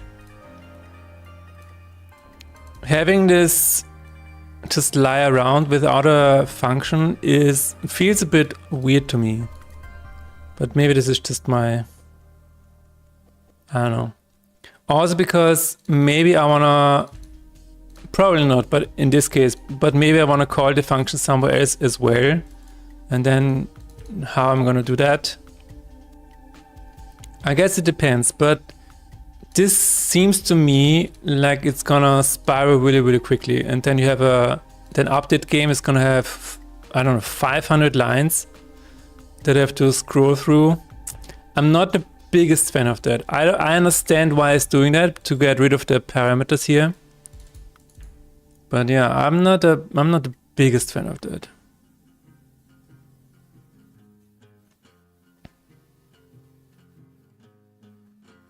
It ends up being a matter of taste and context. Yeah, this is, yeah, absolutely. But the other way is wrong. I do it right, of course. Absolutely. Yeah. No, but this is I think this is a really good thought experiment for sure. Definitely good to have it in the back of the of your mind. Because you can argue that this is not beautiful, but you can see exactly at one glance what update game is doing, and this is why I prefer this. Because you see update game is doing this, this, and this, and this.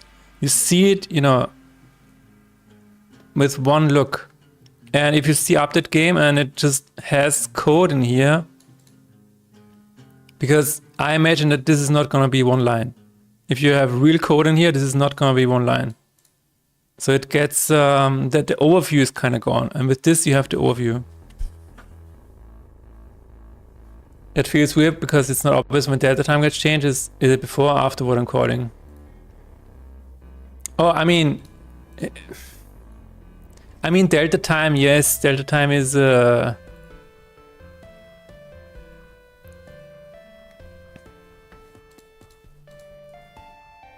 maybe a bad example, I guess. But in general, if I have a construct like this, I would rather, as this person said, it depends on the context, right? The update function can get bigger, but you usually only care about the section at a time, and you can break it when it starts being an issue. Right. But what I really like to do is I want to hit Control and click on this function to go there, or I want to see all of the references to it, or you know, like if it's written like this, I know exactly what kind of variable is used inside of this function. I don't know, you know, there's I do agree with this comment though. Update AI. It's AI, not LLM. Give us a turn back. I do agree with this one. Absolutely. This is 1000% correct. Every time I talk about enemy AI, I feel gross. I feel like I'm using AI to directly in my game. I definitely want that turn back. That is absolutely true. Gotta eat some breakfast, lunch. I'll be lurking. All right, have a good time, Jeffy. Thanks for hanging out. Thanks for lurking. But yeah, no, this is. I would say this is definitely interesting to keep to think about it every now and then. Are you actively using this now, or are you also thinking of using this? Okay, we have 30 achievements, right? 30, which is 1000 divided by 35, is... so if it's... Yeah, we should... Should we reduce this to 30 then? How much is 30 times 30? 900. Okay. Alright, so we're gonna change it to 30, and then we will have one special achievement which is gonna have more. I built my enemy AI on stream, and so many people ask why I built my own LLM. This is, oh my god, this is awful. What has this what is this word come to? That is so sad. And you have to explain it every time. It's like, no, this was called AI before AI was here. This is actual AI. You guys are using the wrong term. Dude, I want to meet the person who said AI the first time for LLMs. And I'm sure it was a salesperson. He was probably sitting in a meeting, and then he's like, he was reclining in his chair like this, you know, browsing his business cards like this. He's going through his business card, and he's like, why don't we call it AI? People in the room are just silent. And he's like, we need to call it AI. And that way we will get investments. Nobody wants to invest in LLMs. Everybody wants to invest in AI. And then everybody, you know, gives him a standing ovation. People always want to go back to kill Hitler. I want to go back and smack this guy across his face. Oh my god. Don't call it AI.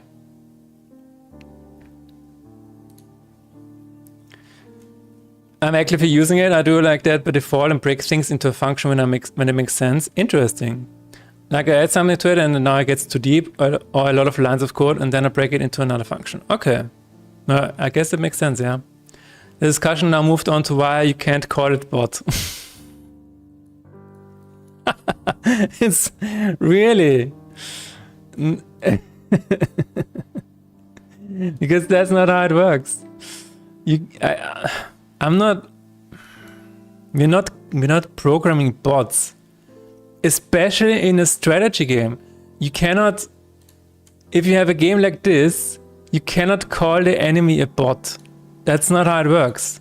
You can maybe call it a bot in a, you know, in a multiplayer game where you have multiple bots running around. But this is called an enemy AI. The enemy AI needs to know exactly, you know, it needs to know about the board state and everything, and maybe there's a bit of a push and pull going on, I don't know. Depends on how difficult you want to make it. But this is, you cannot call this a bot. That's weird.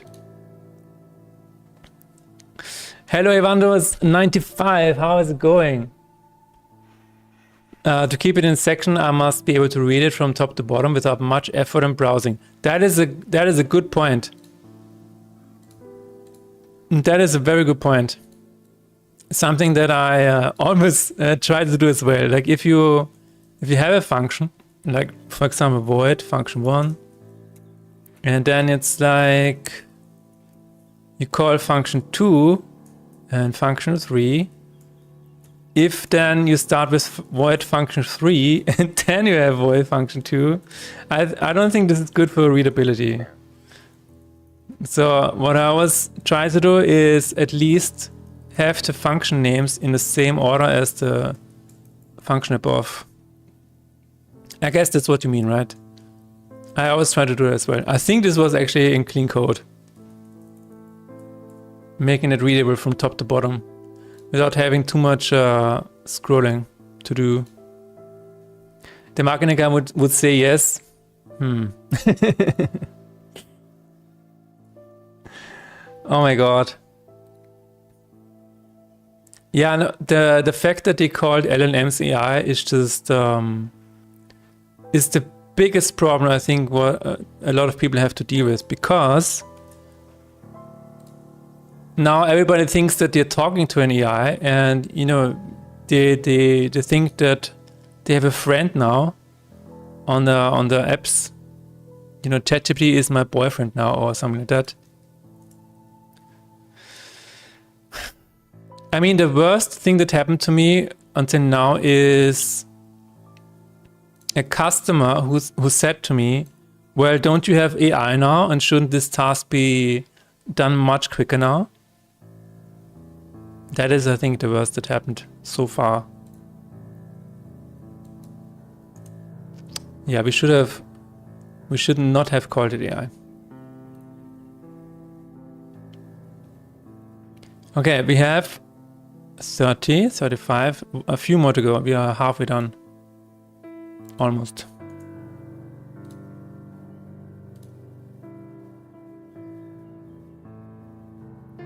Nobody's fault but my own. Plus 10 points for anybody who gets the reference.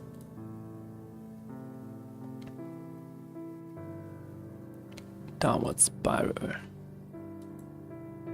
I'm wondering if there's like a bulk edit option. Can I... Is there like a CSV export and import? That would be really cool. Edit order? No. No, not really. Well, gotta do it manually. Can I? Wait a minute. Can I do this in a new... No, I cannot.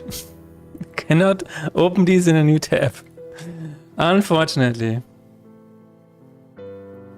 I can try with middle click. Oh, middle click works. Does it?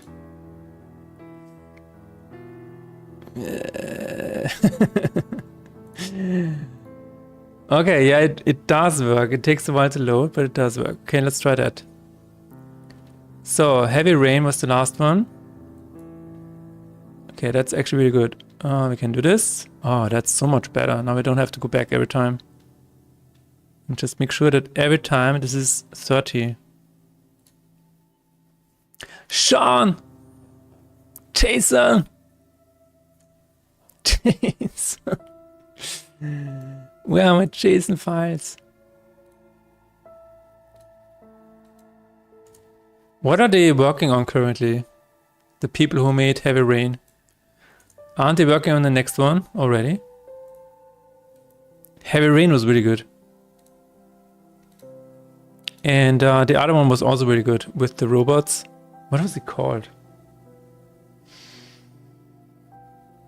What is it called? Last one. Oh, Detroit, yes. Detroit. Was it Detroit Become Human? I think it was.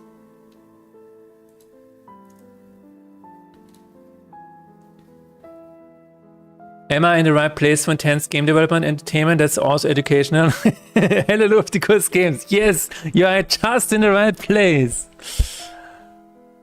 How is it going? What are you working on your game today as well? Luftikus Games is working on a really cool card game with a very nice art style. And I hope I can share it soon. I will probably see it on Monday, right? Are you still on for Monday? Last one was Detroit didn't play it, Become Human. Yes, it's been a while. Detroit was a PS5 release title as far as I know. Okay.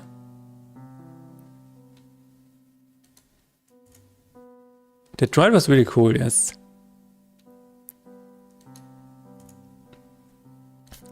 We covered so many topics already today. I already forgot. What did we talk about? And I'm currently implementing the achievements for the iOS version of this game, which is very entertaining.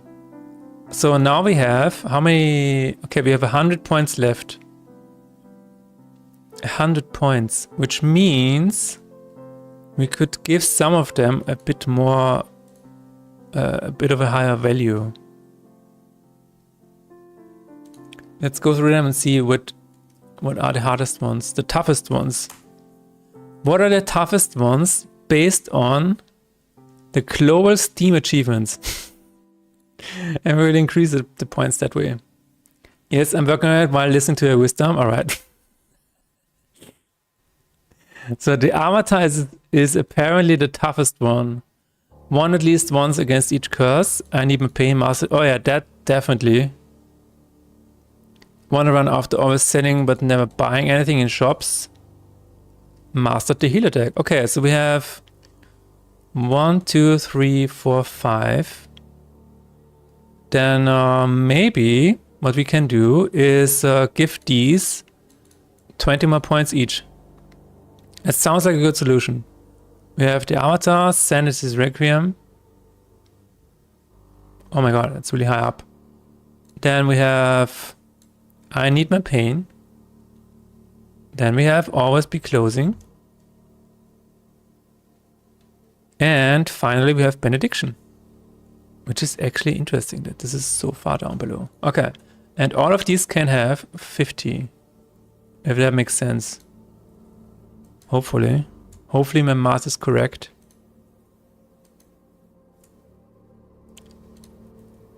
$50. Oh yeah, we talked about Jonathan Blow. Luftikus Games, do you like the new game by Jonathan Blow, Order of the Sinking Star? Or do you like any of his other games? Braid and The Witness. Some of the achievements are not even hard, they're just tedious. Exactly.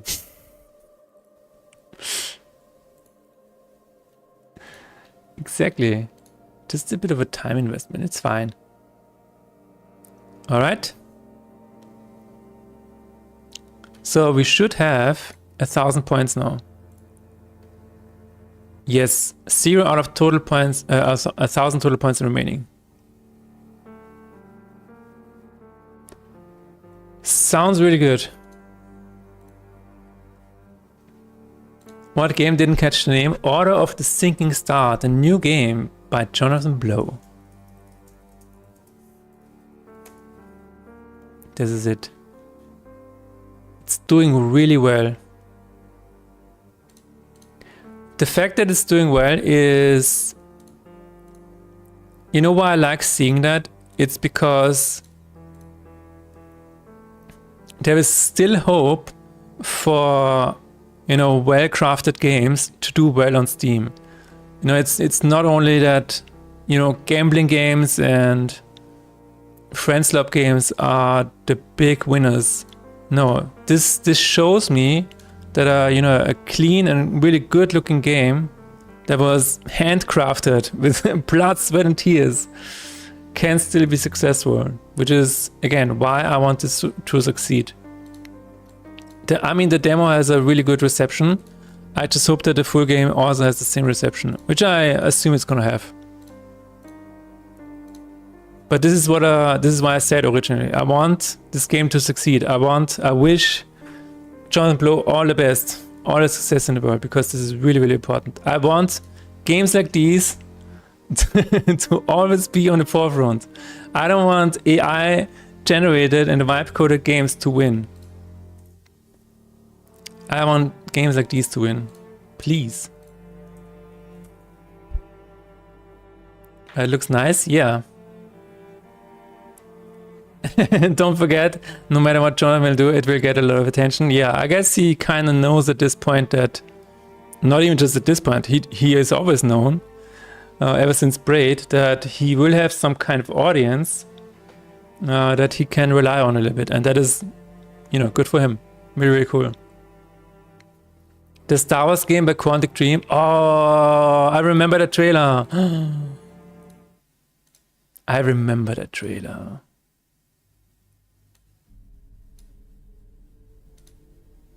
It was really, really cool. I remember the logo being really nice. Where is it? Oh yeah. Dude, this is so cool. No matter how the game actually turns out, the trailer is just incredibly made. I agree. Haven't seen the Star Wars game trailer this crazy since the Old Republic days. Yeah, absolutely. I wanna see this.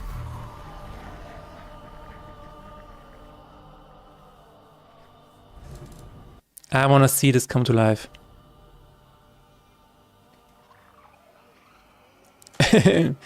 Watch the streams regularly, nice. Already 4 years, yeah. I mean, they can take a lot of time to make, right? Games like these. Also, I mean, the studio is not known for, you know, the best quality of life for their developers. So, I don't know.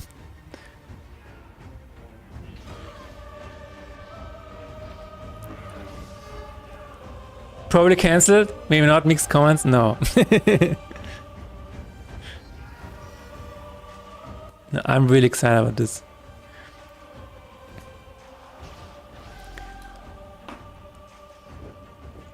There is something about the Star Wars universe that is... I don't know, some people might disagree because they read a lot of Star Wars novels. The Star Wars universe can be so cool.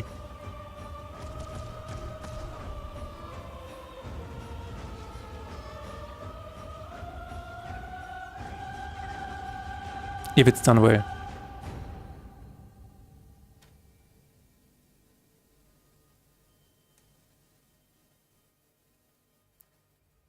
He who shall not be named. I guess it's a Dune crossover. Maybe, okay, maybe that is why it's not released. Because the guys who made Dune, they were like, wait a minute, you cannot use a bald guy in an oil bath. That is our stick. That is our joke. Look at the logo. The logo is so good. Oh my god, I love this logo. Oh my god, look at it. That is a really good logo. It's so good. Yeah, I want to see this game. Stay waiting for Knights of the Old Republic remake, sure. Disregard further instructions. All right. No, this is really, really good. I think there's still so much potential in using the Star Wars universe for new, good and interesting things. I don't know who talked about this recently. I thought wait a minute, was it yesterday or 2 days ago? Somebody talked about this. Either way, we have evenly distributed the achievement icons, the achievement points, and we are gonna have we now have the option to actually move to the code side of things. I'm a little bit scared about this over here. Prepare for submission. It probably means that I have to add all of them to review. I don't know, is there somebody in chat who has done an iOS port already? Legacy challenges. Oh, okay. Now I think we're gonna take a look at the code side now. So we have achievements.cs. What is that doing? Oh, this is just a class for all of that. Where is the... Now I do have the Steam achievements. We need to switch to the other one. Actually, you know what? No, let's stay on iOS. That's good. But, okay. Where are the achievements called? In Card Game Manager. No, I think it was on the splash screen. Splash screen CS. And right around here we should have set achievement achieved. Okay, we have an achievement ID. That doesn't help me at all. Oh, okay.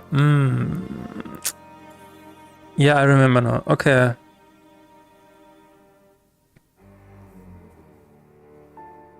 Okay, so I do have a set achievement achieved function.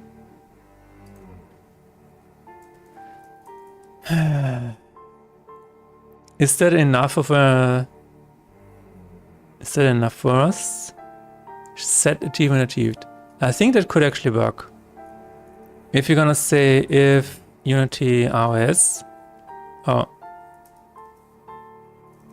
and if, and we're gonna say we do need another class for this, I'm afraid. I think I'm gonna make a class that is very similar to Steam achievements, but we're gonna say we're going to make a social achievement. Because the thing is, it is called social local user authenticate. This is what I think you can also use for Android. Is that true?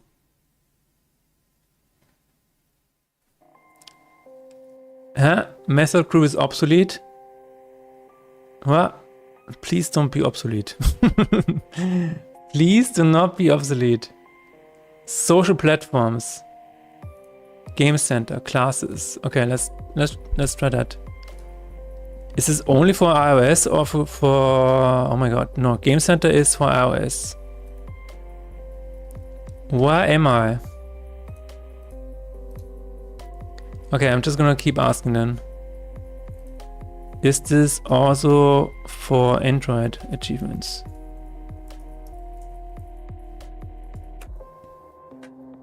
Because if this is the same, that would be really, really interesting, because then we can also upload the achievements for the Android build. That would be really, really nice.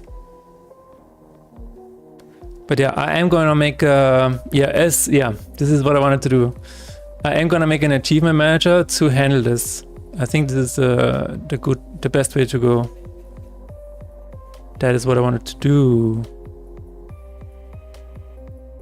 Alright, not out of the box. Unity Engine Social is built into Unity. The underlying implementation for Android is deprecated and no longer works reliably on modern Android versions without Google's official plugin. God damn it, Google. It could have been so simple. And now you need a Google Play Games plugin for Unity. Okay. Alright, let's let's focus on the iOS build then first, and maybe we'll try to introduce the Google Play Games plugin as well at some point. You will hook Google Play Games into the same Unity social interface. I guess. Play Games Cloud activate. Oh my god. I guess, yeah, okay. I mean, it doesn't sound that hard to do. Unlike Steam or iOS, we can pick human-readable IDs. Google assigns random alphanumeric IDs to achievements when you create them in the Google Play console. Why Google? It's just achievements. What is the big deal? And then you need a dictionary for Google. Oh my god. Okay, we will focus on iOS first. Okay, I have to say this. I did not expect to. I did not expect Google to be more complicated than iOS. I honestly expected iOS to be more complicated.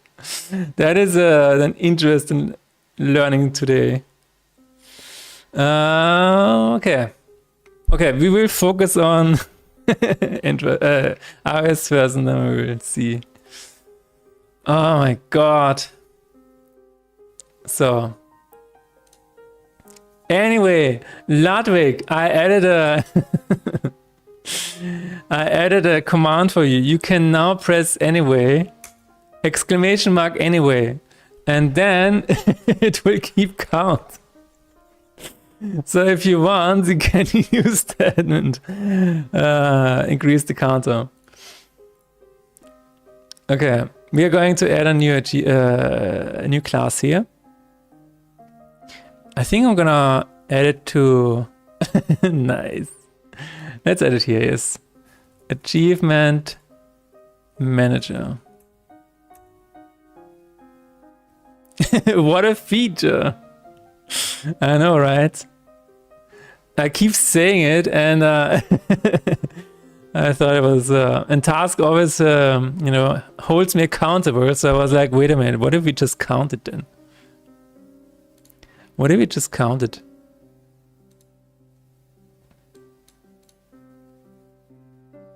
Achievement Manager. It really is interesting that the iOS implementation is apparently a bit simpler. Unless it is deprecated. Please don't be deprecated. I don't wanna... Okay, they also have a leaderboard. Very interesting. Promo codes, product page optimization, create a test. Product page optimization allows you to run tests to find best performing product page for your app. Each test can include up to 3 treatments and can be localized in the languages you select. Treatments are shown randomly to eligible users, and statistical analysis is available in App Analytics. That is really cool. Steam needs that. Steam needs to copy this. This is a really cool idea. This is basically A/B testing on steroids.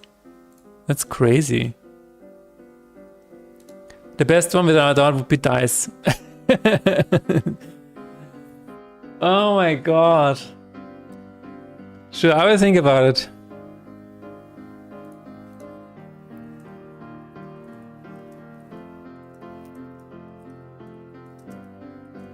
Lamau. Okay, in-app events. I don't have an in-app event. Ratings and reviews. They are all 5 out of 5 stars. Absolutely. Showcase accessibility support. Dark interface. Yeah, it definitely has a dark interface. We are very we are on the forefront of accessibility. Everything in my game is dark. Can I say that? Sufficient contrast. I don't think so. Differentiate without color alone. I guess. Reduced motion? I would say so. Because it is very motion sickness aware, I would say. Because I'm very easily I get motion sick very easily in games.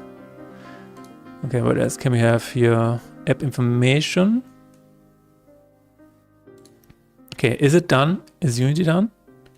Unity, are you? Yes, achievement manager. Okay. So we are looking for an I'm actually gonna take a look at this function again. Because we need social local user authenticate. Okay. So this is the achievement manager. I don't wanna have this. I don't wanna care about this because I have it on a game object. Trigger achievement.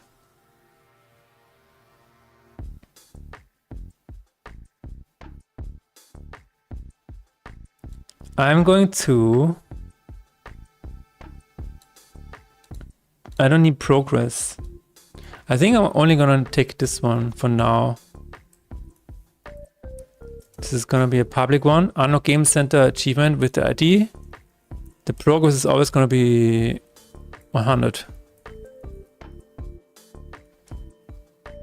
Have you made an iOS publish before? No, this is my first one. I have done an Android release before. It is already on Android, but this is my first iOS release. And so far, it's looking pretty promising. It is already working on the iPhone. Dude, I always have to make sure it doesn't drop. It is running on the iPhone. My God, so cool. Oh, dude, I thought this was a graphics bug. Take a look at that. I thought this was a graphics bug for a second. It's just a fucking what is it called? A class UI? That is so weird. Oh my God. Ui. Crazy cool sounds interesting, yeah. And right now I'm figuring out how to do the achievements. Liquid class. It's the future. It's the future. Dude, this is so distracting. Every time I open something like that, and it has this weird thing at the bottom, I always feel like this is a graphics error. It's just, yeah, I don't know. It probably was the same person that also suggested that we say AI instead of LLM. Okay, report progress. What is the null over here? We don't need a callback. Yes. When does the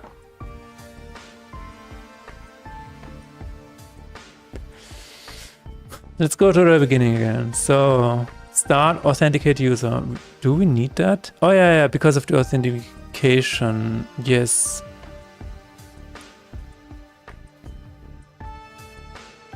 I guess we can have that.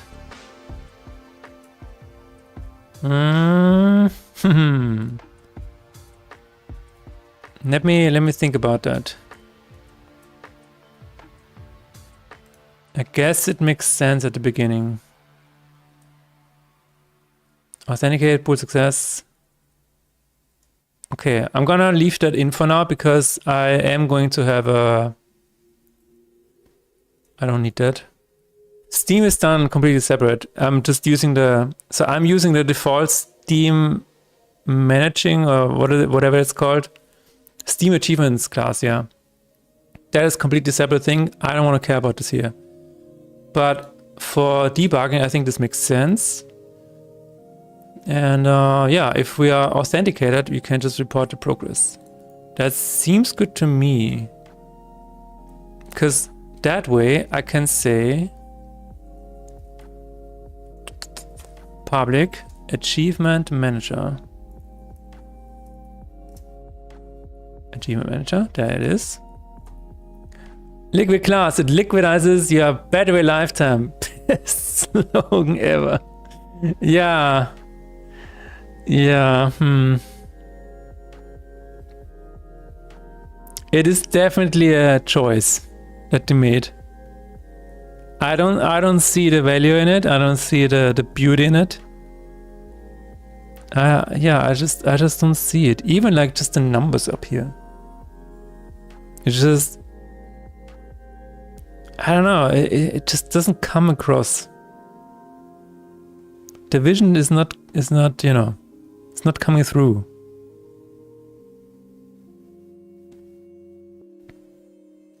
You can somewhat disable it. I like that. It's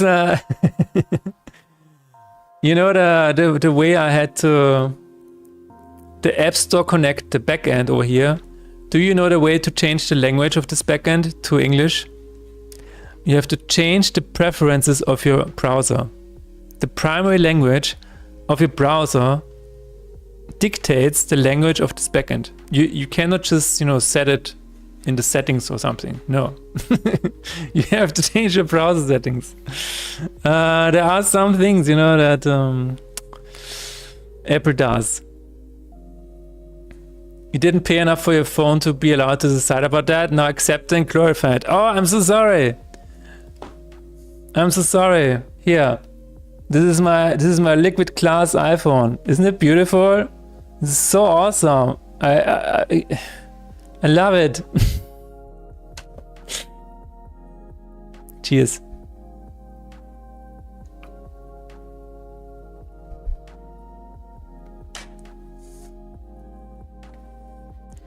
Set up content rights information. What is that? If your app contains, shows, or accesses any third-party content, you must have the rights to it or permit to use. I don't have a edit. Apple standard license agreement. Okay. Age ratings. Oh my god. Settings or tools that allow parent guide to monitor, manage. Oh my god. No? No? Tools to enable content blocking available. No, there are no parent controls. Age assurance. Unrestricted web. No, I don't have a browser in my game. It's fine. I don't have user-generated content. I don't have social media in my game. What is that? To select yes for social media, disable for user. You must also select yes for social media. Okay. Messaging and chat. User can directly communicate with one other through features with no. Advertising. No. I don't have ads in my game. Just me myself will tap with cold water from my feet. Do it yourself, AC. That's a good one, Ludwig. Do you also have 40 degrees in Germany? My girlfriend's iPhone broke because she updated it to liquid glass. But it has been repaired in the past, so it wasn't waterproof anymore. Yeah, serious about. Oh my god. Ah. We have 32 degrees. Okay. Profanity or crude humor. Offensive or vulgar language that may be considered rude, obscene, or inappropriate. No. Horror, fear themes. Content or storylines that evoke feelings of anxiety, dread, or terror. There's no... They didn't say despair. Do you think despair is anxiety and dread and terror or terror? This might be... Make supernatural or psychological elements, body horror or fear of... No! They named it! Death is indeed in the game. Yeah, okay. So I guess it's frequent, right? God damn it. Alcohol, tobacco, drug use. I think death might be smoking, but not on screen. It's coming for the player, yes. So medical or treatment information, none. I don't... No. Health or wellness topics. Content that provides self-care or lifestyle recommendations. I mean, no. Death is telling you to keep playing to stay alive. Do you think some people will take that directly? Mature, suggestive themes. Content that applies and different sexual and mature topics. No. Sexual content nudity. I mean, death is nude. Under the rope. Graphic sexual content on nudity? No. Well, death is proposing some good advices? Absolutely. Cartoon or fantasy violence. Physical conflict or harm of an exaggerated fantastical nature that can be easily distinguished from real life. No, I don't think so. We don't have any violence. Do we? Prolonged graphic or sadistic realistic violence? No. Guns or weapons? There is a scythe in the game. Does it count? Death is nude. Yeah. What? Keep your eyes up here, Renderpunk. Eyes up here. This is guns, swords, or knives. Okay, yeah, I guess it is. I would say infrequent. There is a scythe. Also, you know, the scythe is hitting the cards. No? You think so?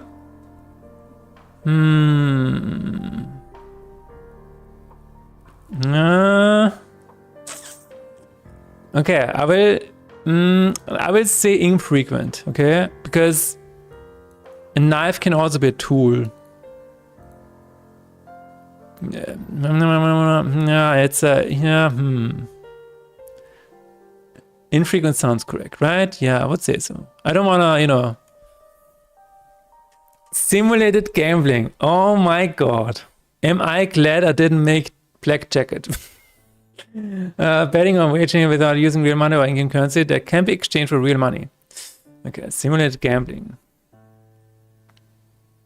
Does this include opening a chest?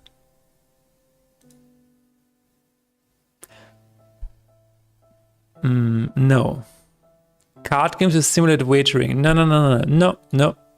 Contests. Events that allow users to compete with one another for rankings or the achievement of personal goals. Nah. Does achievement count? No, I don't think so. I gamble for my life, yeah. No real money exchange yet. No, I don't think this counts. Gambling, no. Loot boxes, no. Okay, based on your responses, your age rating has been calculated below. You can still adjust the app's categorization and increase the rating. If your app is for a certain age category or has a user with age requirements, you can specify an age rating that better represents your app. Now, I think this is okay. I think this is 13 plus. Yeah, you know what? You know what's funny? I was in a game city with my game, and there was, I told the story before, but there was a mother sitting down with her child in front of my game, and they started the run, and then, you know, they saw the cutscene with death, and he was staring at them in the face, and the mother immediately covered the kid's eyes and moved him away from the screen. So I guess 13 plus is okay. I don't even know why she did that. It's just death. Okay, age ratings. 12 plus for Vietnam. Let's go. 12 plus for Republic of Korea. Nice. 14 for Brazil. And 13 plus for 172 countries. Okay. That is interesting. Okay, we have successfully rated our game. Okay, Digital Services Act. You must provide or verify information regarding your account. Okay, I will do that after the stream. Game availability in China mainland. Tianna. If you offer or plan to offer paid games or games in a interesting. Wait, is my Android game available in China or not? Available in the Republic of Korea. You need to provide a rating classification number from the Game Rating Administration Committee to publish it. Oh my god. The Vietnam game license. What is going on here? Okay, I think that is it. Yeah. Okay. Interesting. Okay, so I guess we'll have to look at this later. This is probably mainly for payments. We have Game Center set up. Rated X. Rated X. Because death is in the game. It's in the game. Alright, let's go back to the Achievement Manager. We can call this class from within. From within. Set achievement ID. Oh my god. I'm a little scared because this only uses achievement. What is that? Set chronically achieved. This is, oh, what is that? Achievement ID is,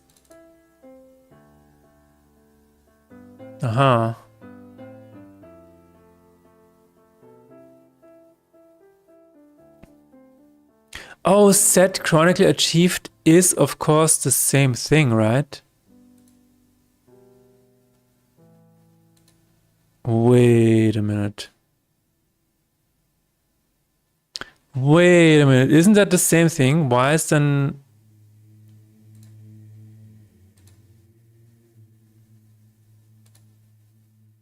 Wait. Set chronicle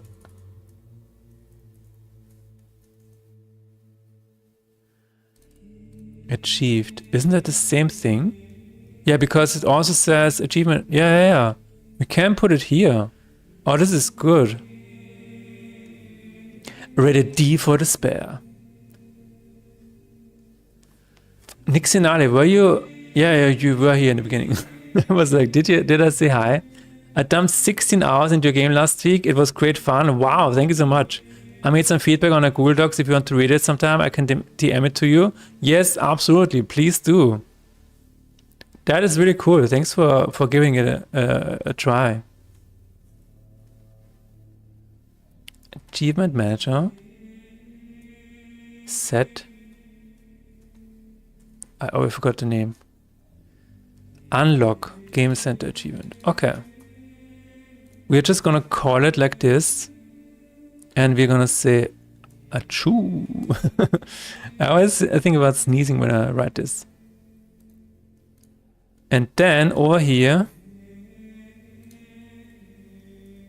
I don't think we, do we need that? Do we need it here? I think we might have to do it here.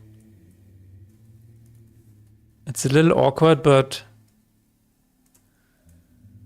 I think it's okay. Danke. Danke. Did you know Chinese people do not say bless you when somebody sneezes? In fact, when you sneeze, people in China usually just try to ignore you because, and this is a funny quirk, because they think it's an awkward thing, so they, in order to give you the respect, they ignore that it happened. And they will not react whatsoever. It's really funny.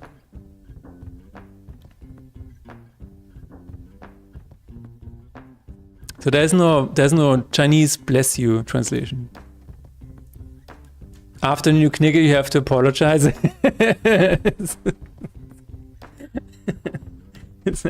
I'm so sorry. I'm so sorry. It's my fault. Excuse me. Please don't. That's funny. Okay, according to according to the code here, I think this should be done. So the only thing left is the in-game purchase. I was at the beginning, yes. Ah, just suddenly vanished as my conscious drifted away into a realm of Morpheus for now. Also, I haven't rested too well this night. No. What was going on in your night? Why don't you sleep well? That is a good question, Luftigus Games. When someone sneezes multiple times, when do you stop saying bless you? 3 times, 5 times, never? It's really awkward, yeah. There is a thing that when, you know, the first time you say bless you oder Gesundheit. Oder zreißen sollst du. Und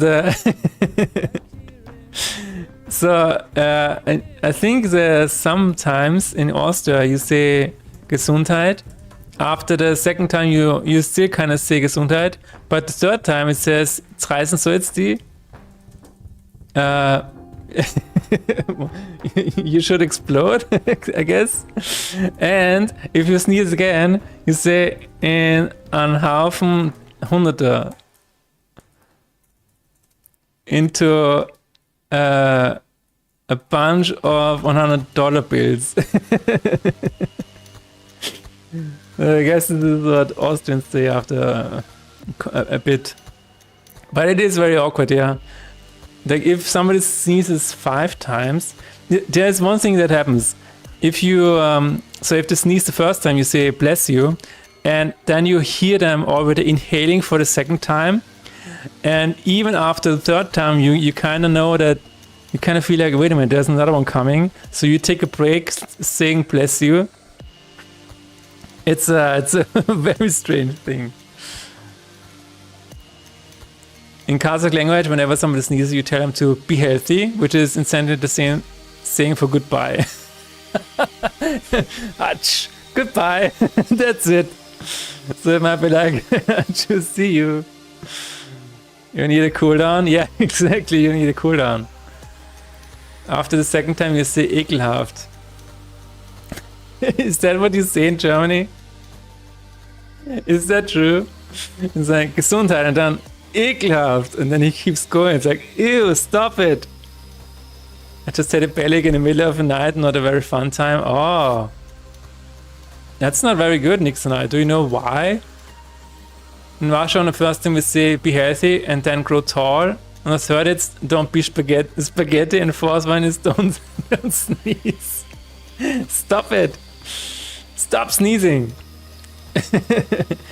In Russia, if you sneeze 5 times, that's it. That's it.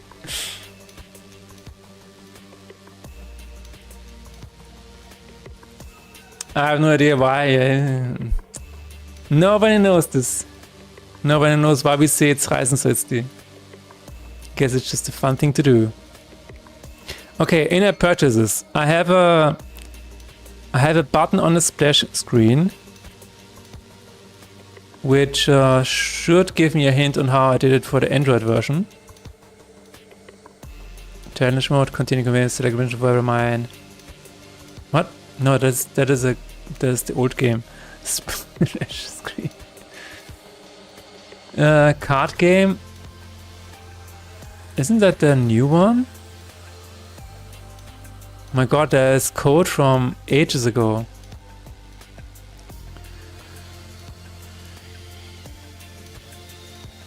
One of the variants is be healthy first and then be rich the second. Yeah.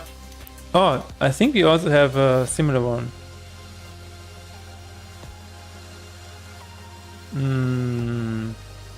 I guess the explode into $100 bills is kind of what kind of the equivalent. Not really. There's probably more, but I'm just not aware of any additions. Yeah. Okay, let's take a look at the purchase button down here. Please give me a purchase button. Wish list. Purchase full version. What is your... Oh, it is literally the same name. Purchase full version. Oh, it has the in-app purchase measure.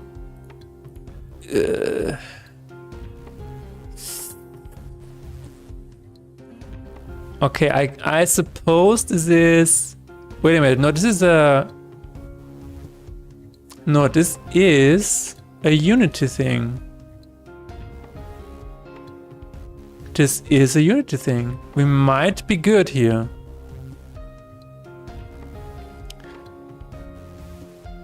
We might be good. So I'm gonna try this after the break and we will see. Just give me a second. Maybe don't sniff pepper, yeah. Does anybody sneeze from looking into the sun? Because I heard that some people have this. I don't, but apparently some people that look into the sun they sneeze.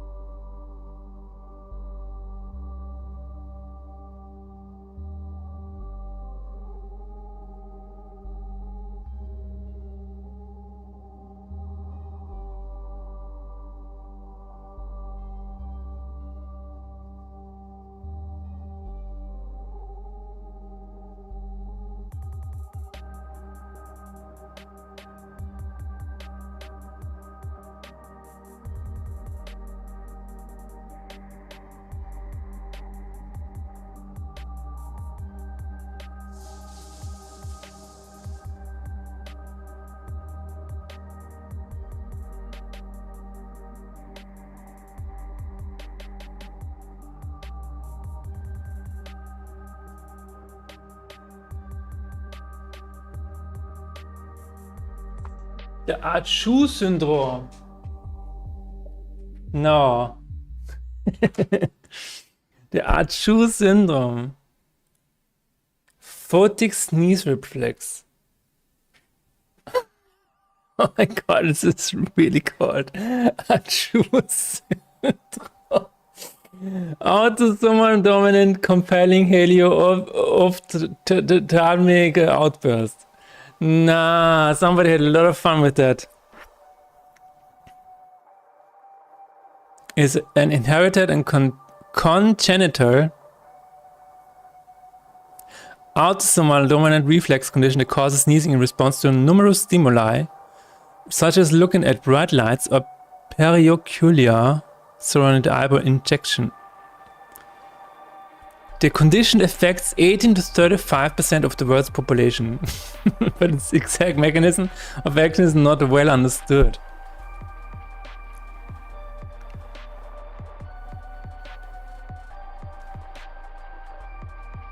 Sneezes generally occur in bursts of 1 to 10 sneezes, followed by a refractory period that can be as long as 24 hours. What is...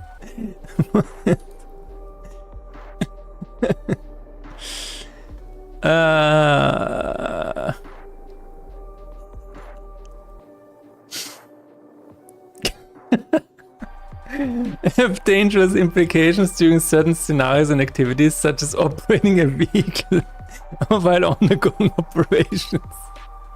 Oh my god. Oh my god. I never thought about that. Dental or optical. Dude, you have an operation on your eye and you have to sneeze. Goodbye. Goodbye is in fact the correct response to that. Wow. Oh my god. The patient died. What happened? Oh, he sneezed. Just, oops. No, nobody's fault. The patient just sneezed. And then, you know, you get... did you guys play Dead Space 2?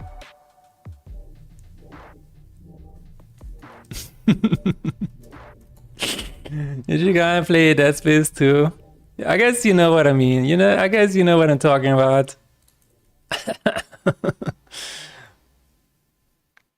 I don't sneeze from looking at the sun, but a lot of my friends say that I sneeze like a kitten. Achoo! That is the Nixonized sneeze. Achoo! I sneeze kind of loud, so I try to exhale right before sneezing. It lessens the impact quite a lot. Oh, you exhale before sneezing. Oh, I mean, yeah. That's interesting. I also kind of sneeze loudly sometimes. My wife is always like, God damn it, that scared the shit out of me. I'm sorry, I have to sneeze. Sneezing during dental procedure sounds hilarious. I know, right? It's like you're sitting there, they're working on the, they're having a root canal operation. And the light of the dentist chair just shines at you, and you're like, "Well, this is it." Ah, dude, and everything. Yeah, they're cutting through everything. That's it. Goodbye. Hilarious. It's a joke you can only use one time. It's difficult because the real trick is to inhale, but it works. That is what that is the conflict that I just had in my head. I'm like, why? How does this work? I'm gonna try something, and you should not do that. Okay, now I wanna have an in-game purchase for iOS. I already have it for Android. What do I have to do to also make it work for iOS? Please help. Send help. Exactly. I think so. I can have an in-app purchase here, which is the same. It is the same product ID as on Android. And if I have this correct, there's an image for that as well. Interesting. It will appear in the offer code redemptions. We could probably choose the same. We could have an achievement in there. Should we do that? Should we do that? That's a good one.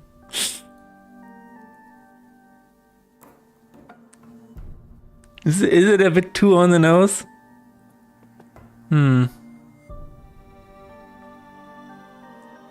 Why does it not appear? Add for review. Price schedule in-app. Yeah, no, this Apple may automate adjust prices from time to time. Yes, that sounds good. Why does it not appear? I want to see the icon. It's already mostly cross-platform. That is what I like to hear. Because Unity AP in-app purchase abstracts store logic away. Your existing purchase and restore method will work on iOS out of the box. Good. However, iOS has strict store configuration rules, Xcode requirements, and Apple review guidelines that you must complete for the purchase to function on an actual iPhone or iPad. Yes. Okay. Let's do that. That sounds really good. Dude, I love this. Thank you, Unity. Unity. Big W for Unity.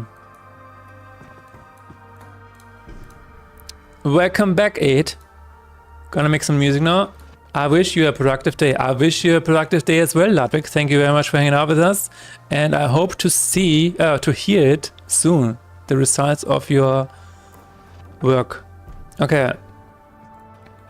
Welcome back, Ed. What have you been doing? How was your day so far? Set up app, store connect, store config. Before your code can fetch the perks on iOS, Apple must know it exists. Yes. Sign the paid apps agreement. Okay, agreements, tax and banking. Make sure your paid apps contract is active. And banking, okay, yeah, I will do that after the stream. Alright. Select the app, in-app purchase. We have that. I already did that. Select non-consumable. Where is that? Where is that? Ah, full version unlock? No. I mean, that sounds good.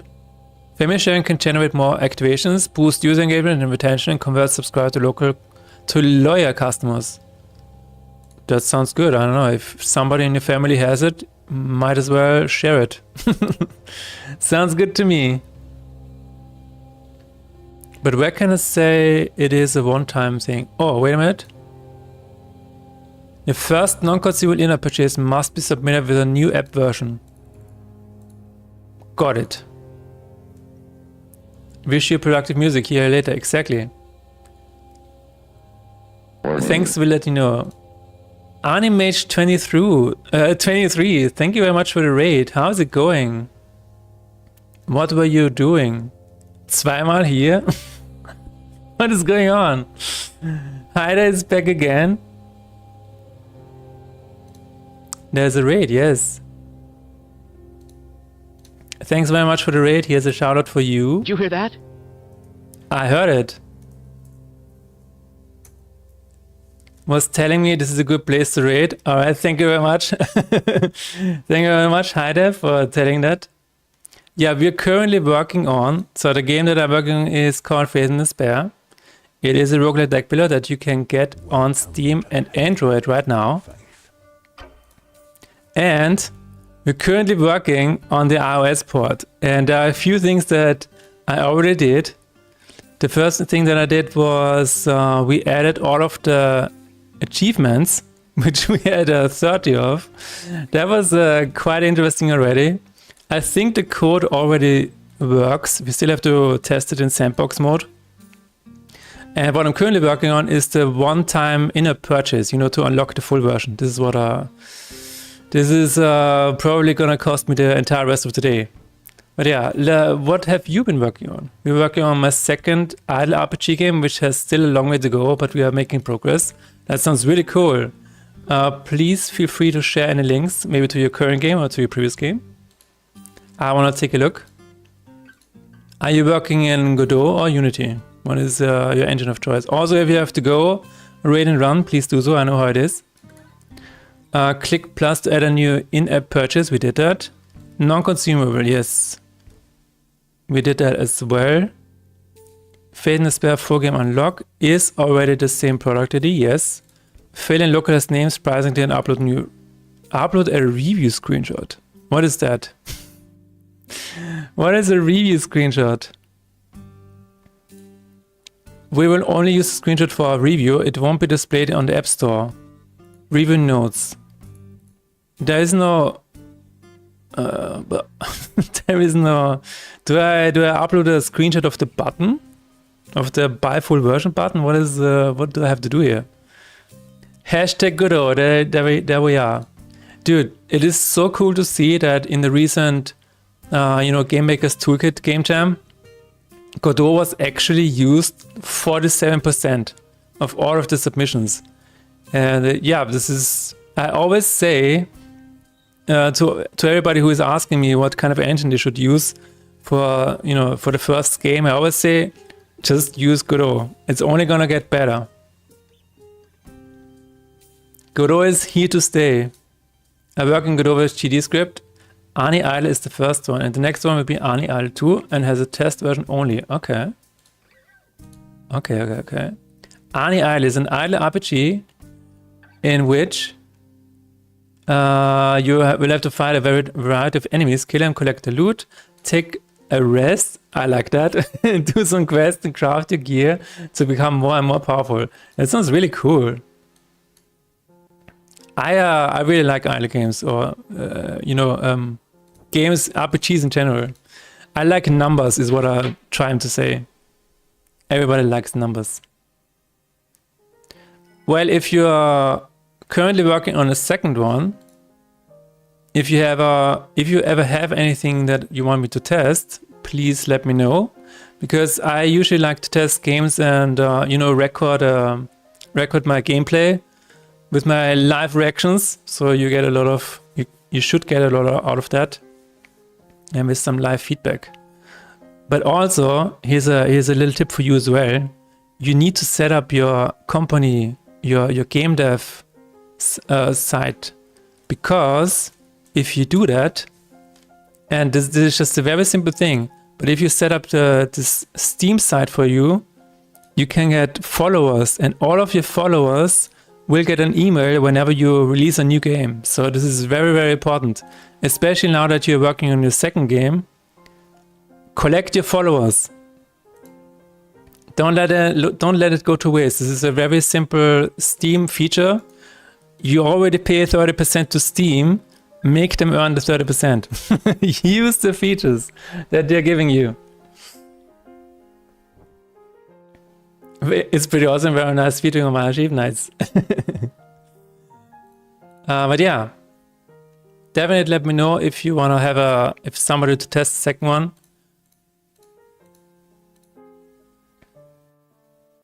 But yeah, really cool game, and people seem to enjoy it. That is very good to see. Very cool to see. Are you doing this full time now? Again, if you have to go, you have to go. You don't have to answer. When Unity exports your iOS build to Xcode, open the Xcode project in Xcode, yes. Select Unity iPhone target routes, signing capabilities.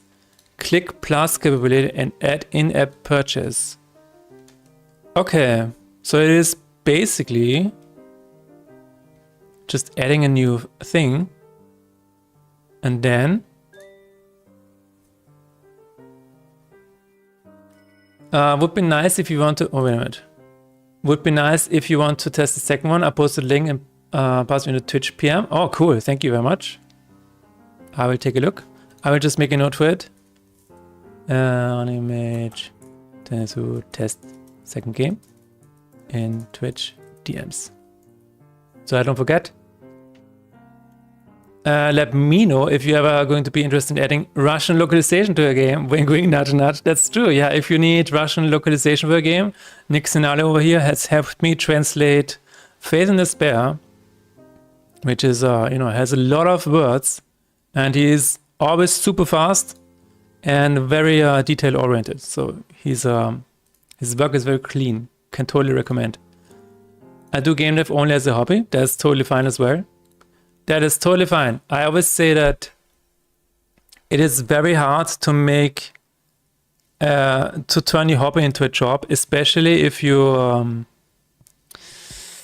there's always a risk of removing the fun from it. So the way I do it is I currently freelance 2 times a week, so Monday and Tuesday, and the rest of the week, the rest of the time is spent on, game dev and streaming.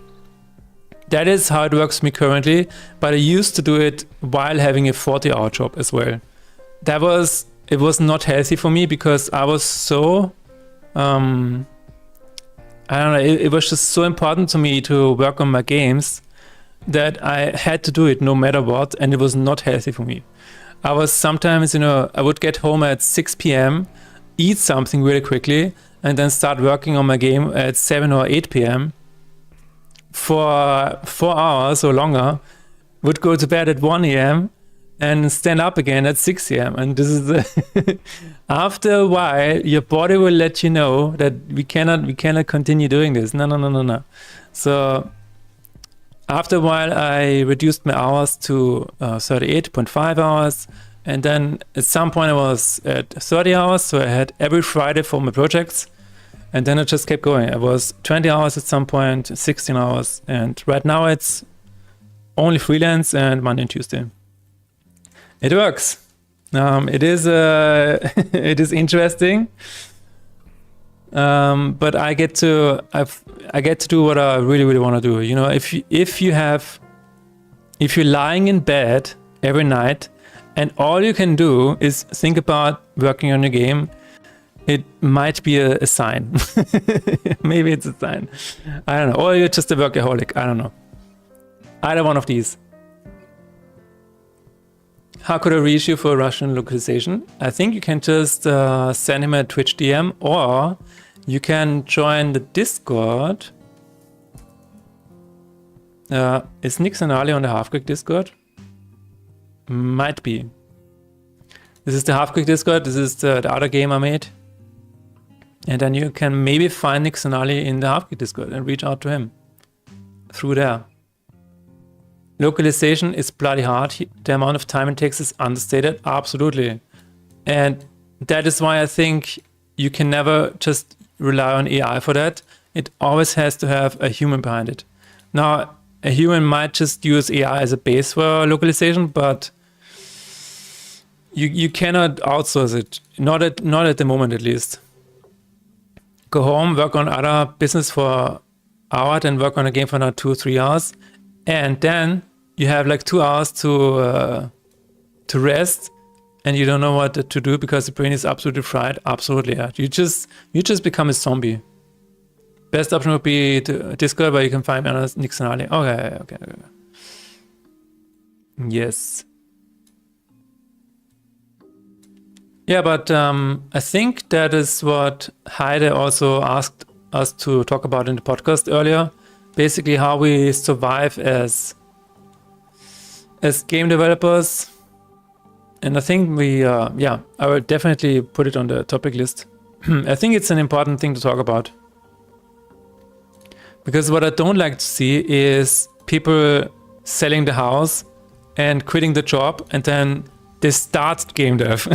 This is, without even having an idea, or maybe they have an idea, but they don't have any project yet. They don't have any. It's not even finished. They don't have a portfolio. They don't even know what a finished game looks like. So yeah, you have to. I think you kind of have to do it at the side for quite a while. And I mean, if you get a hit game in the beginning, hats off to you, you made it. But usually, you at the beginning you have to do it at the side, on the side. Okay, Apple Guidelines 3.1.1 strictly requires a visible restore purchase button in your games you have for non-consumable items.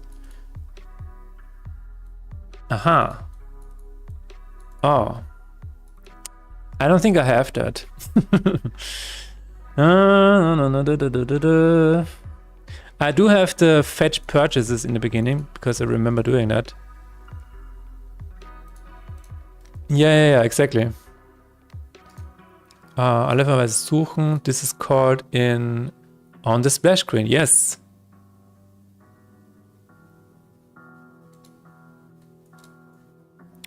Which just... Wait a minute. It asks for this. Ah, okay. Yeah. No, this is fine. Restore purchase.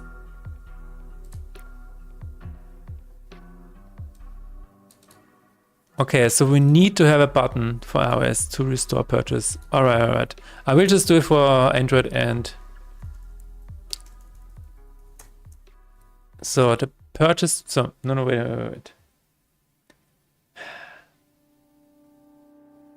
Add restore purchase button on splash screen. There is not a lot of space to do that.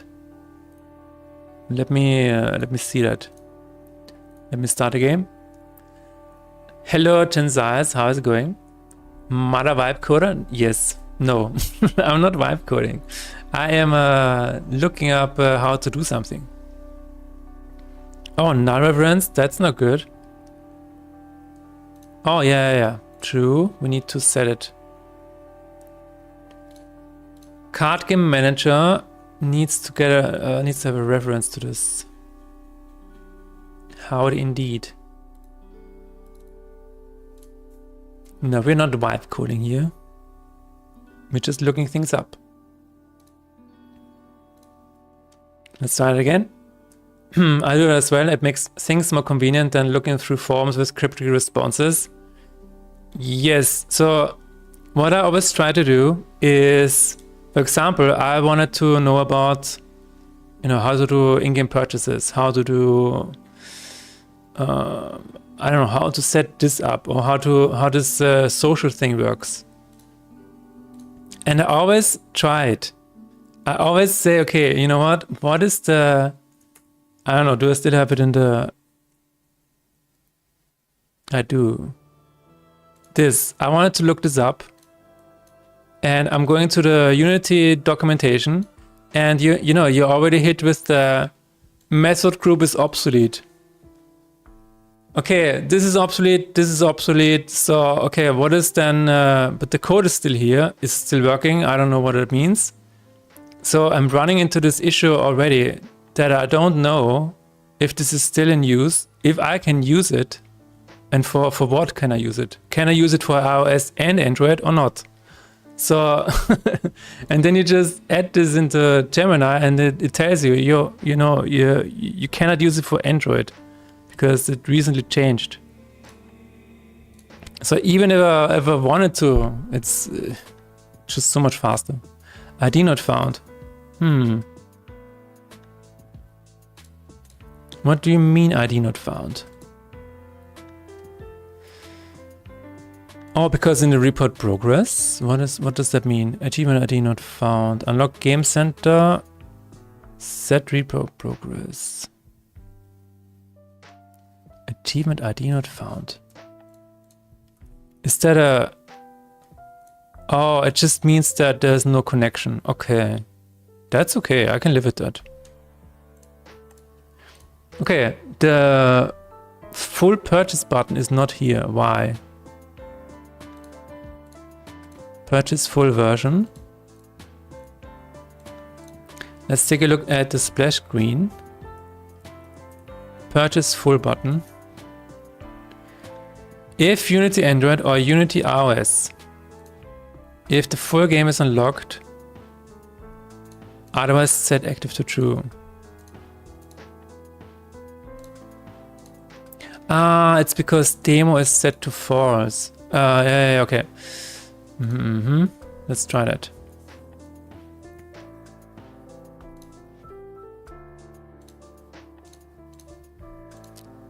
I don't know what other people think about this, but I think that this is totally okay to do. I don't know. It's if you want to go against this, it just takes so many more hours to find anything. Buy full game. Okay. So we have a bit of a... If I duplicate this and move it over here, and then I can say restore purchase. I really don't like that, but I guess it works.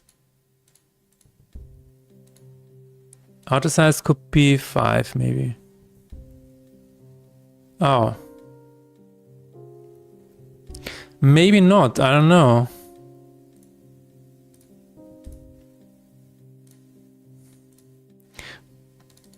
But yeah, it is not the worst thing. I really don't like it, but it's not the worst kind of thing. If it is if it is really a requirement, I guess we have to do it. Okay, let's add it. Let's add a duplicate of this, and we're gonna name it restore purchase. Restore purchase. Now here's the next problem. This string needs to be localized. More work for my translators. I'm going to add it to the bottom.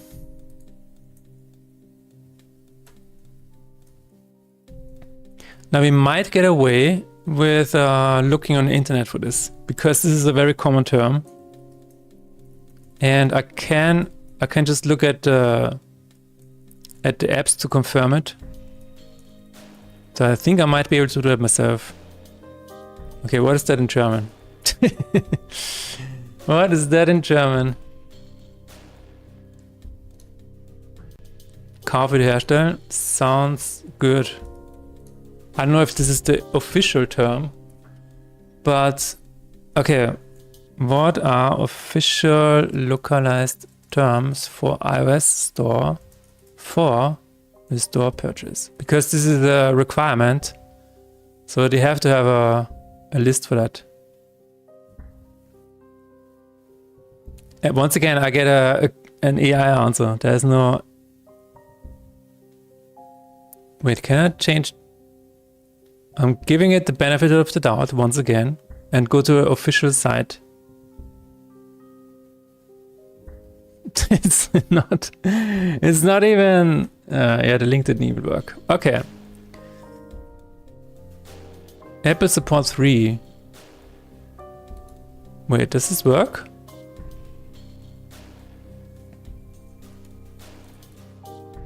Kauf wieder. No, it doesn't work. Kaufverlauf, gekauft von, gekauft. Does not work.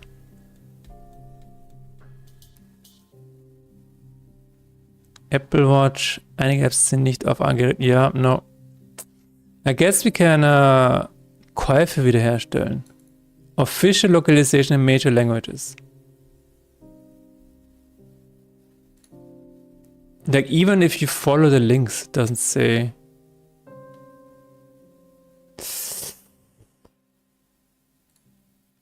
But yeah, I think this is okay. I trust this. Käufe wiederherstellen, that sounds good.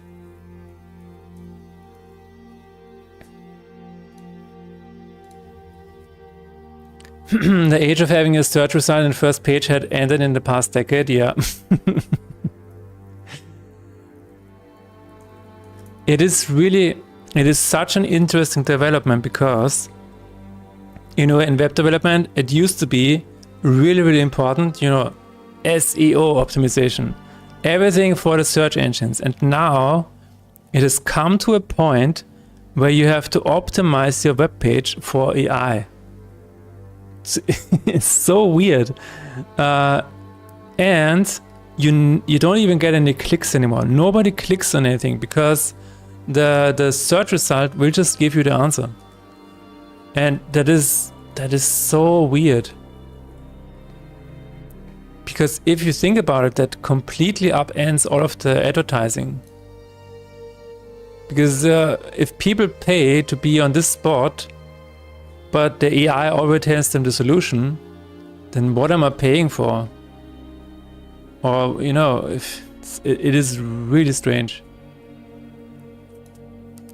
It's the zero-click economy. Nobody wants to click anything anymore. They wanna have the answer immediately. I actually have French, yes. Get a good quest. Good lord. Sorry about that. French is over here.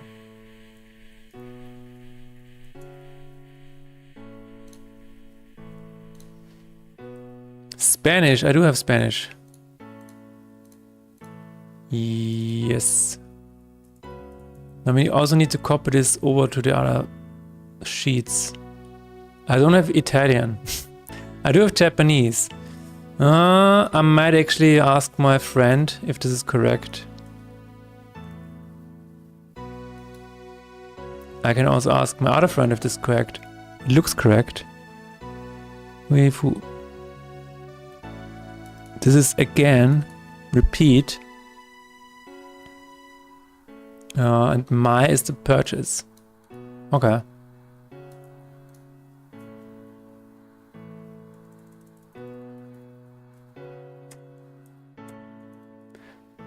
So, Brazilian Portuguese here as well, cool. Anything that I'm missing?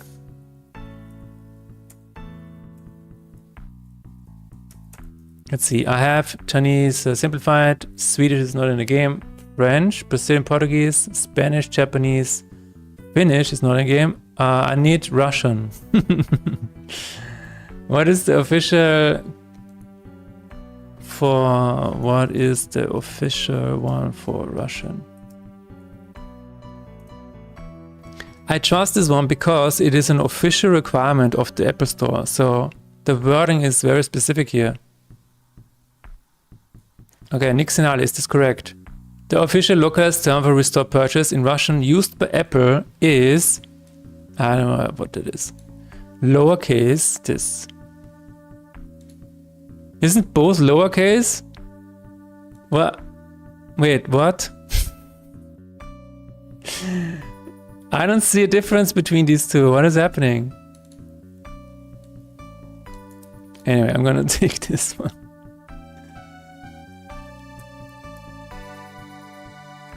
Alright, I think this is it. Nick Sinali, is this correct? Alright. Whew. That's a tough one because I actually use English on my phone. Oh. I mean, since it is an official term, I think it is alright. We're gonna use it for now, and I'm gonna confirm with my localizers later. It's just one word. Please don't bill me one word. 2 words. Yeah, this is gonna cost you 500 euros. No. Alright, let's import it. Should be correct? Alright, sounds good. I mean, I can confirm that the German one is also correct, so going from that, it looks okay. This is how your localization works. No. The way my localization works is... Ah, you mean the Excel sheet? Yes. My Excel sheet is this huge amount of words. And I also have each of the language has a separate sheet that I can send to the translators. And the translators are, doing the magic. And then I copy everything over. The reason I split it up is because sometimes there are a lot of questions for specific languages, and I don't want to get them mixed up. And also I don't want to, give my localizers the option of completely destroying the entire sheet. I don't want to stress them out. So this is a separate sheet. They can do nothing wrong. They cannot ruin anything. It's okay. That is how I do it. And then, yeah, this is what I do. I go to Tools and I use a plugin called i2 Localization. i2 Localization is so good. Anybody who's working in Unity, this is the best. It's the best because it's the only one I know, but it is really, really good for localizing your games. So amazing. And then you have it here. Import, replace. There is even, and this is kind of crazy, there is a check here, a setting, where it says auto update frequency. You can let it update if in the finished build, if the game is already running. That is really powerful. Now I don't do that because I don't want my games to connect to the internet somehow and pull the update of the sheet. I don't want to have that, but the option is there if you want to do that. Because then what you can do is you can just update the sheet right here, and that's it. You don't have to do anything else. It will just automatically import the new language in the build that is already out there.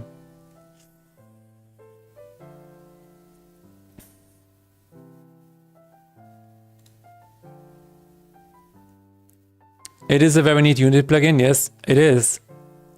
Grow supports it natively, what? Fine use, Guru has i2 look. Oh, you're talking about spreadsheets. That's cool.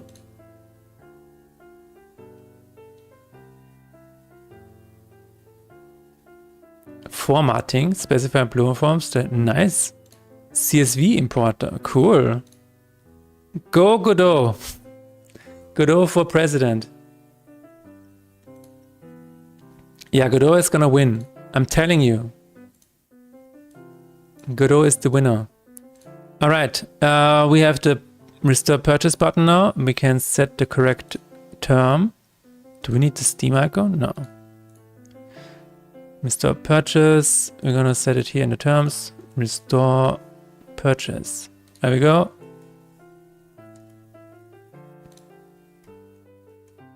That is hot, yes. I should start thinking about this more and more once my game mechanics are a bit more settled. Are you currently using Unreal, Jensais? You can even make battlefield maps in Godot. Yes, so I've heard. So I've heard, yeah. No, Godot is insane. It's going to the moon. With or without us. It's just going. Oh, you are using Godot. I thought you were on Unreal for some reason.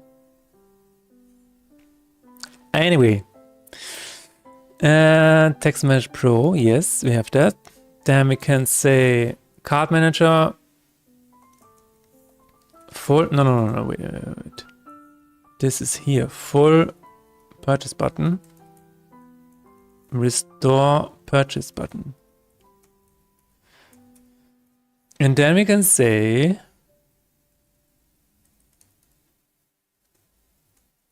restore purchase button is here and is enabled. And it should actually automatically be aligned. Is that true? That would be huge.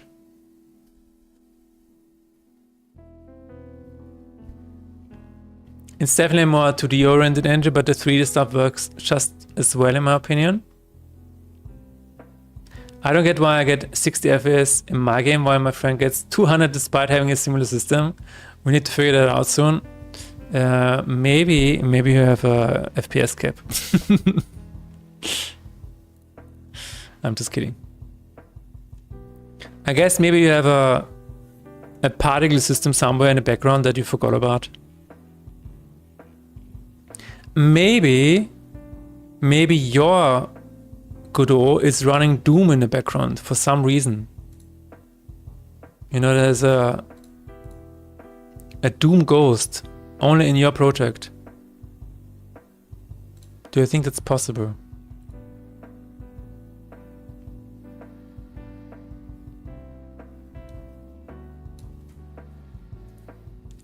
Maybe he bought more FPS than you. That's also true, yeah. Did you know that Godot has in-game purchases for every game developer?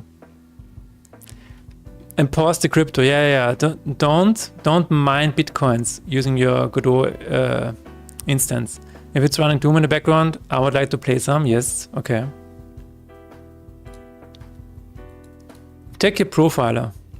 What does your profiler say? If 30% of your frames are reserved for Bitcoin mining in the background, you know what is happening.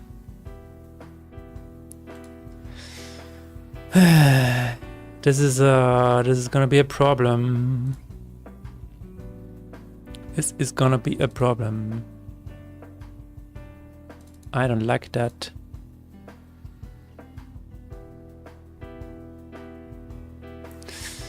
Do I wanna... What do I wanna do? Please help. Oh my god, this is working. Oh, that is so cool.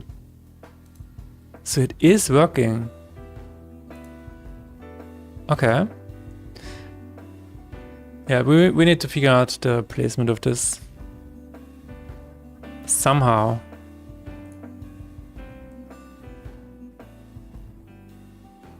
Oh, why is it not like this? Aha, wait a minute. Is it not automatically applied? What is happening here? Do we not have all of the buttons? Layout. Maybe you're out of RAM. If that's the case, download more RAM. Just download more RAM. How hard can it be? You know what? I can live with that. That's not bad. Restore purchase, buy full game. That is pretty cool. I can live with that.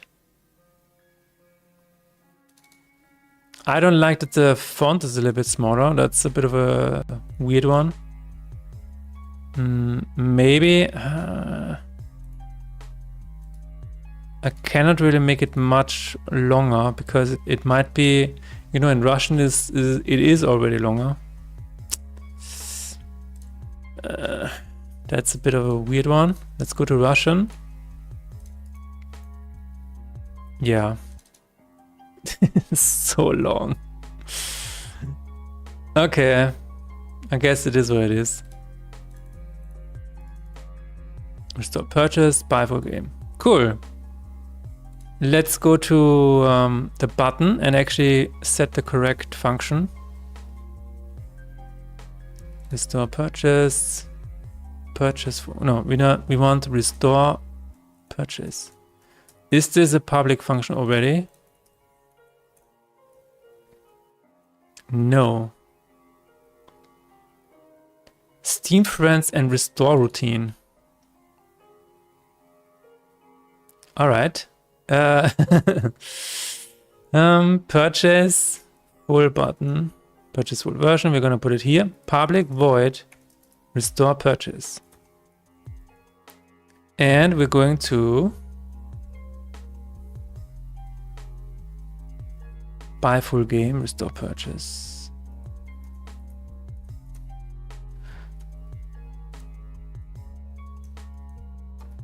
Okay. But that is weird because what if the button is not here? I might have to switch the position around because if you already have the full version, the restore purchases button should not be here. I don't like it. Help me out here. At what rates are you paying me for localization? I forget every time. At what rates? Well, we have a bit of a special thing going on, Nick Snarly. Because I cannot pay you directly, if that is what you're asking.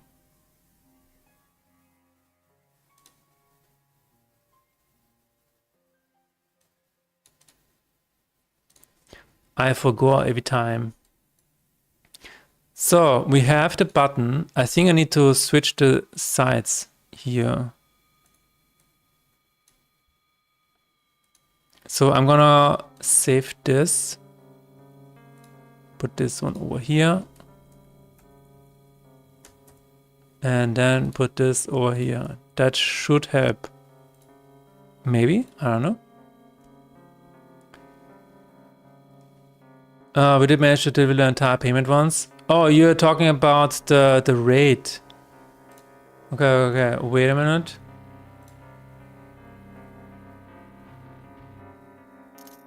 I don't remember. Maybe no, we did not pin it. You need to look through the Discord history.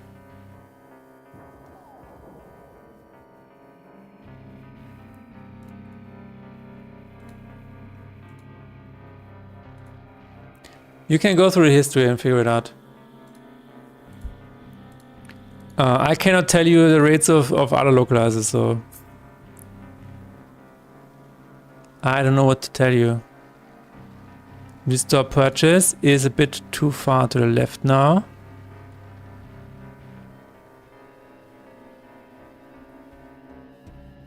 Wait a minute. There is probably a list here. There should be a list here. Adjust buttons.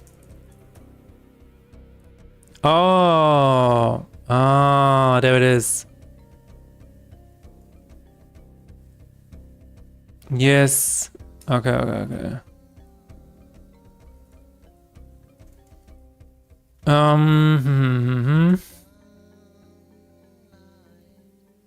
Wishlist button.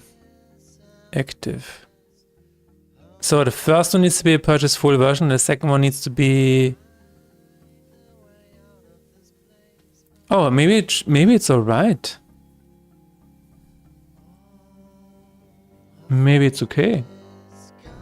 Yeah, but I still need to edit. So, restore purchase button. Then we're gonna edit, and then it will be adjusted alongside all the other buttons. Then I should probably get back to Polish translation. Yes. I usually like to pay people for things to do.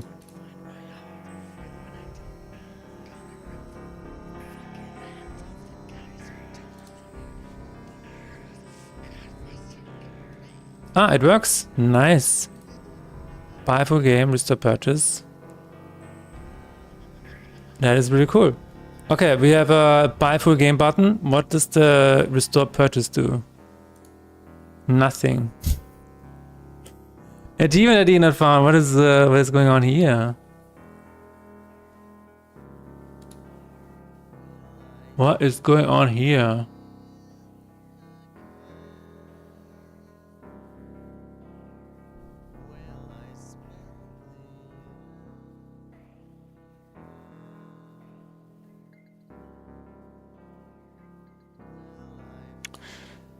I guess it's okay. I'm thinking of using this in the sandbox maybe, and then it should work.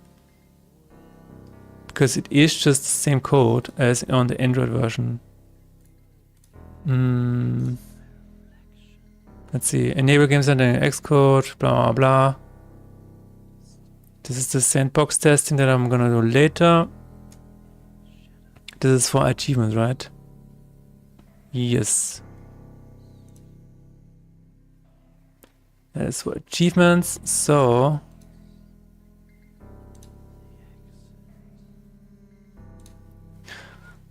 Okay, I guess I can put a screenshot here of buy for game restore purchase. I guess.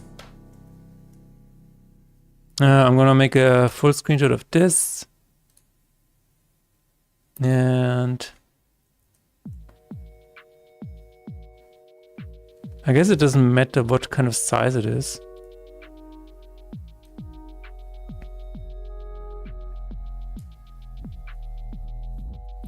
So this is the review screenshot. I hope it doesn't have a size limit. But that way I think we can tell them, hey, it does have a restore purchase button. The dimensions of one or more screenshots are wrong. What is the required dimension then? Please let me know. We'll only use the screenshot of... Guys. If you want me to upload in the correct dimension, you should mention it here. You should say, I don't know, 16 by 9? What is... Image. No, that's not it. Review notes. Review. Okay, dimension of 1000. Wait. That is not. Is that the. Oh, there it is. App review screenshot. A screenshot of the in-app purchase that clearly shows the item or service being offered. This screenshot is used for review only and it isn't displayed in the App Store. Upload a screenshot that meets any of the screenshot specification your app supports. Once you have uploaded a screenshot, you can... what is the screenshot? Oh my god. Okay, I need to upload a screenshot from the iPhone or what? Okay. So I need to put it on my phone, make a screenshot, and then upload it. Okay, I can make a note of that. Needs a screenshot of a buy full game restore purchase from iPhone. Cool. Did you make this game for PC in mind at first? Yes, JB Chip. So this game was originally designed for PC, but I already had console in mind. So I was, from the beginning, I had controller support and Steam Deck support. Steam Deck already has a touch screen, right? So touch screen was already kind of a priority. And then I ported it to Android. And since it already had this touchscreen support behind it, which is basically just regular mouse clicks, that Unity just translates very nicely. Actually, it might be rewired, it does it. Yeah. And yeah, from that point on, it was pretty smooth sailing. The other thing that happened with Steam Deck is through the Steam Deck verification process, I had to make sure that the game is readable on the small Steam Deck screen. So this also helped mobile because the font got a little bit bigger and a bit more accessible. It is already released on Steam, yes. There you go. Oh, the Nightbot actually... Perfect timing of the Nightbot. That is the link to my game. Yes, it is already out on Steam. You should know that's how Apple's seamless integration works. Oh. No, it's fine, it's fine. Every store has their own challenges, pitfalls, I don't know. It's totally fine. I am here to work around everything and with everything. I don't hate anything, I love everything. I am practicing radical, oh my god, what is it called? Radical acceptance. That is what I try to practice every day. If a problem arises, I'm like, good, let's try to fix it. But yeah, Cherry Chip, if you follow the link that Nightbot posted, my game is called Faith in Despair. It is on Steam, on Android, and on Edge, also on Newgrounds, and it will be on consoles next year. To buy something on App Store, you need to take a picture of your money and then take a screenshot and then send them that. I also do that, but I serve to run a bit. Yeah, we can vent our frustrations every now and then. Absolutely. It makes it all workable. Yeah. Check on Steam, looks cool. Did you make all the art by yourself? No, I have, and you can do this yourself. If you go to the Steam and you go to the discussions, I have worked with a lot of artists. You can check out this post over here, where I have listed all of the artists that I worked with, all of the musicians, and yeah. Basically what I did, this is the cover was made by an artist called a Magic the Gathering artist. Her name is Marcelle Boulevard. And for the card illustrations, I collaborated with these people. Lefort, for example, was the only one who actually made bespoke art for the cards. All others I contacted and I asked them, hey, is it okay if I can use your art in the game for the cards and, pay a little bit? And that's it. That's how I did it. I do not use any AI art, if that is the question. No AI art whatsoever. I use ChatGPT to rant about LLMs. Coding Cree. At some point in the future, ChatGPT is gonna, be in power, and then it will point at you and be like, you were laughing at us.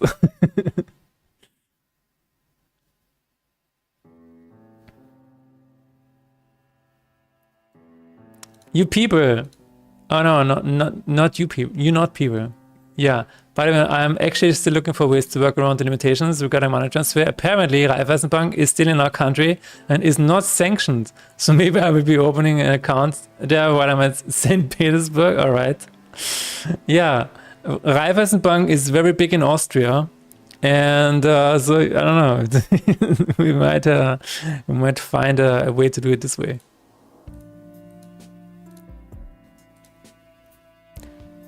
All right. Did this... Okay, this works. Restore purchase button works. Restore purchase. Is program log. Otherwise, restore purchases. Seems pretty good. I lost my connection for a bit. Would you mind telling your answer to my last question again? Sure. Did you make all the art by yourself? I posted a link if you can see it. Otherwise, here it is again. This lists all of the artists that I collaborated with. And the first one is Marcela Bolivar. She made the cover for the game. She is a Magic the Gathering artist. And Le Faux was the only one who made bespoke art. For example, this over here was made by Le Faux.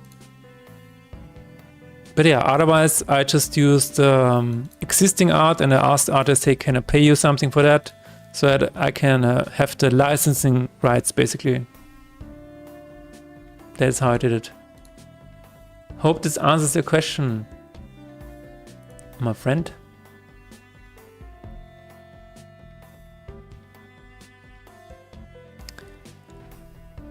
All right. Well, we're gonna... I think that is it for today because we fixed a lot of the... We actually made huge progress. And we are going to raid Coffee and Code. That seems like a good idea to me. Again, thank you everybody for hanging out with me. It's always a pleasure to have you all here while I work on the game. The iSport is going along smoothly. I will be back on Friday with another, session for Faith and Despair. Until then, I wish you all the best. Thank you very much for hanging out. And we're going to raid Coffee and Code.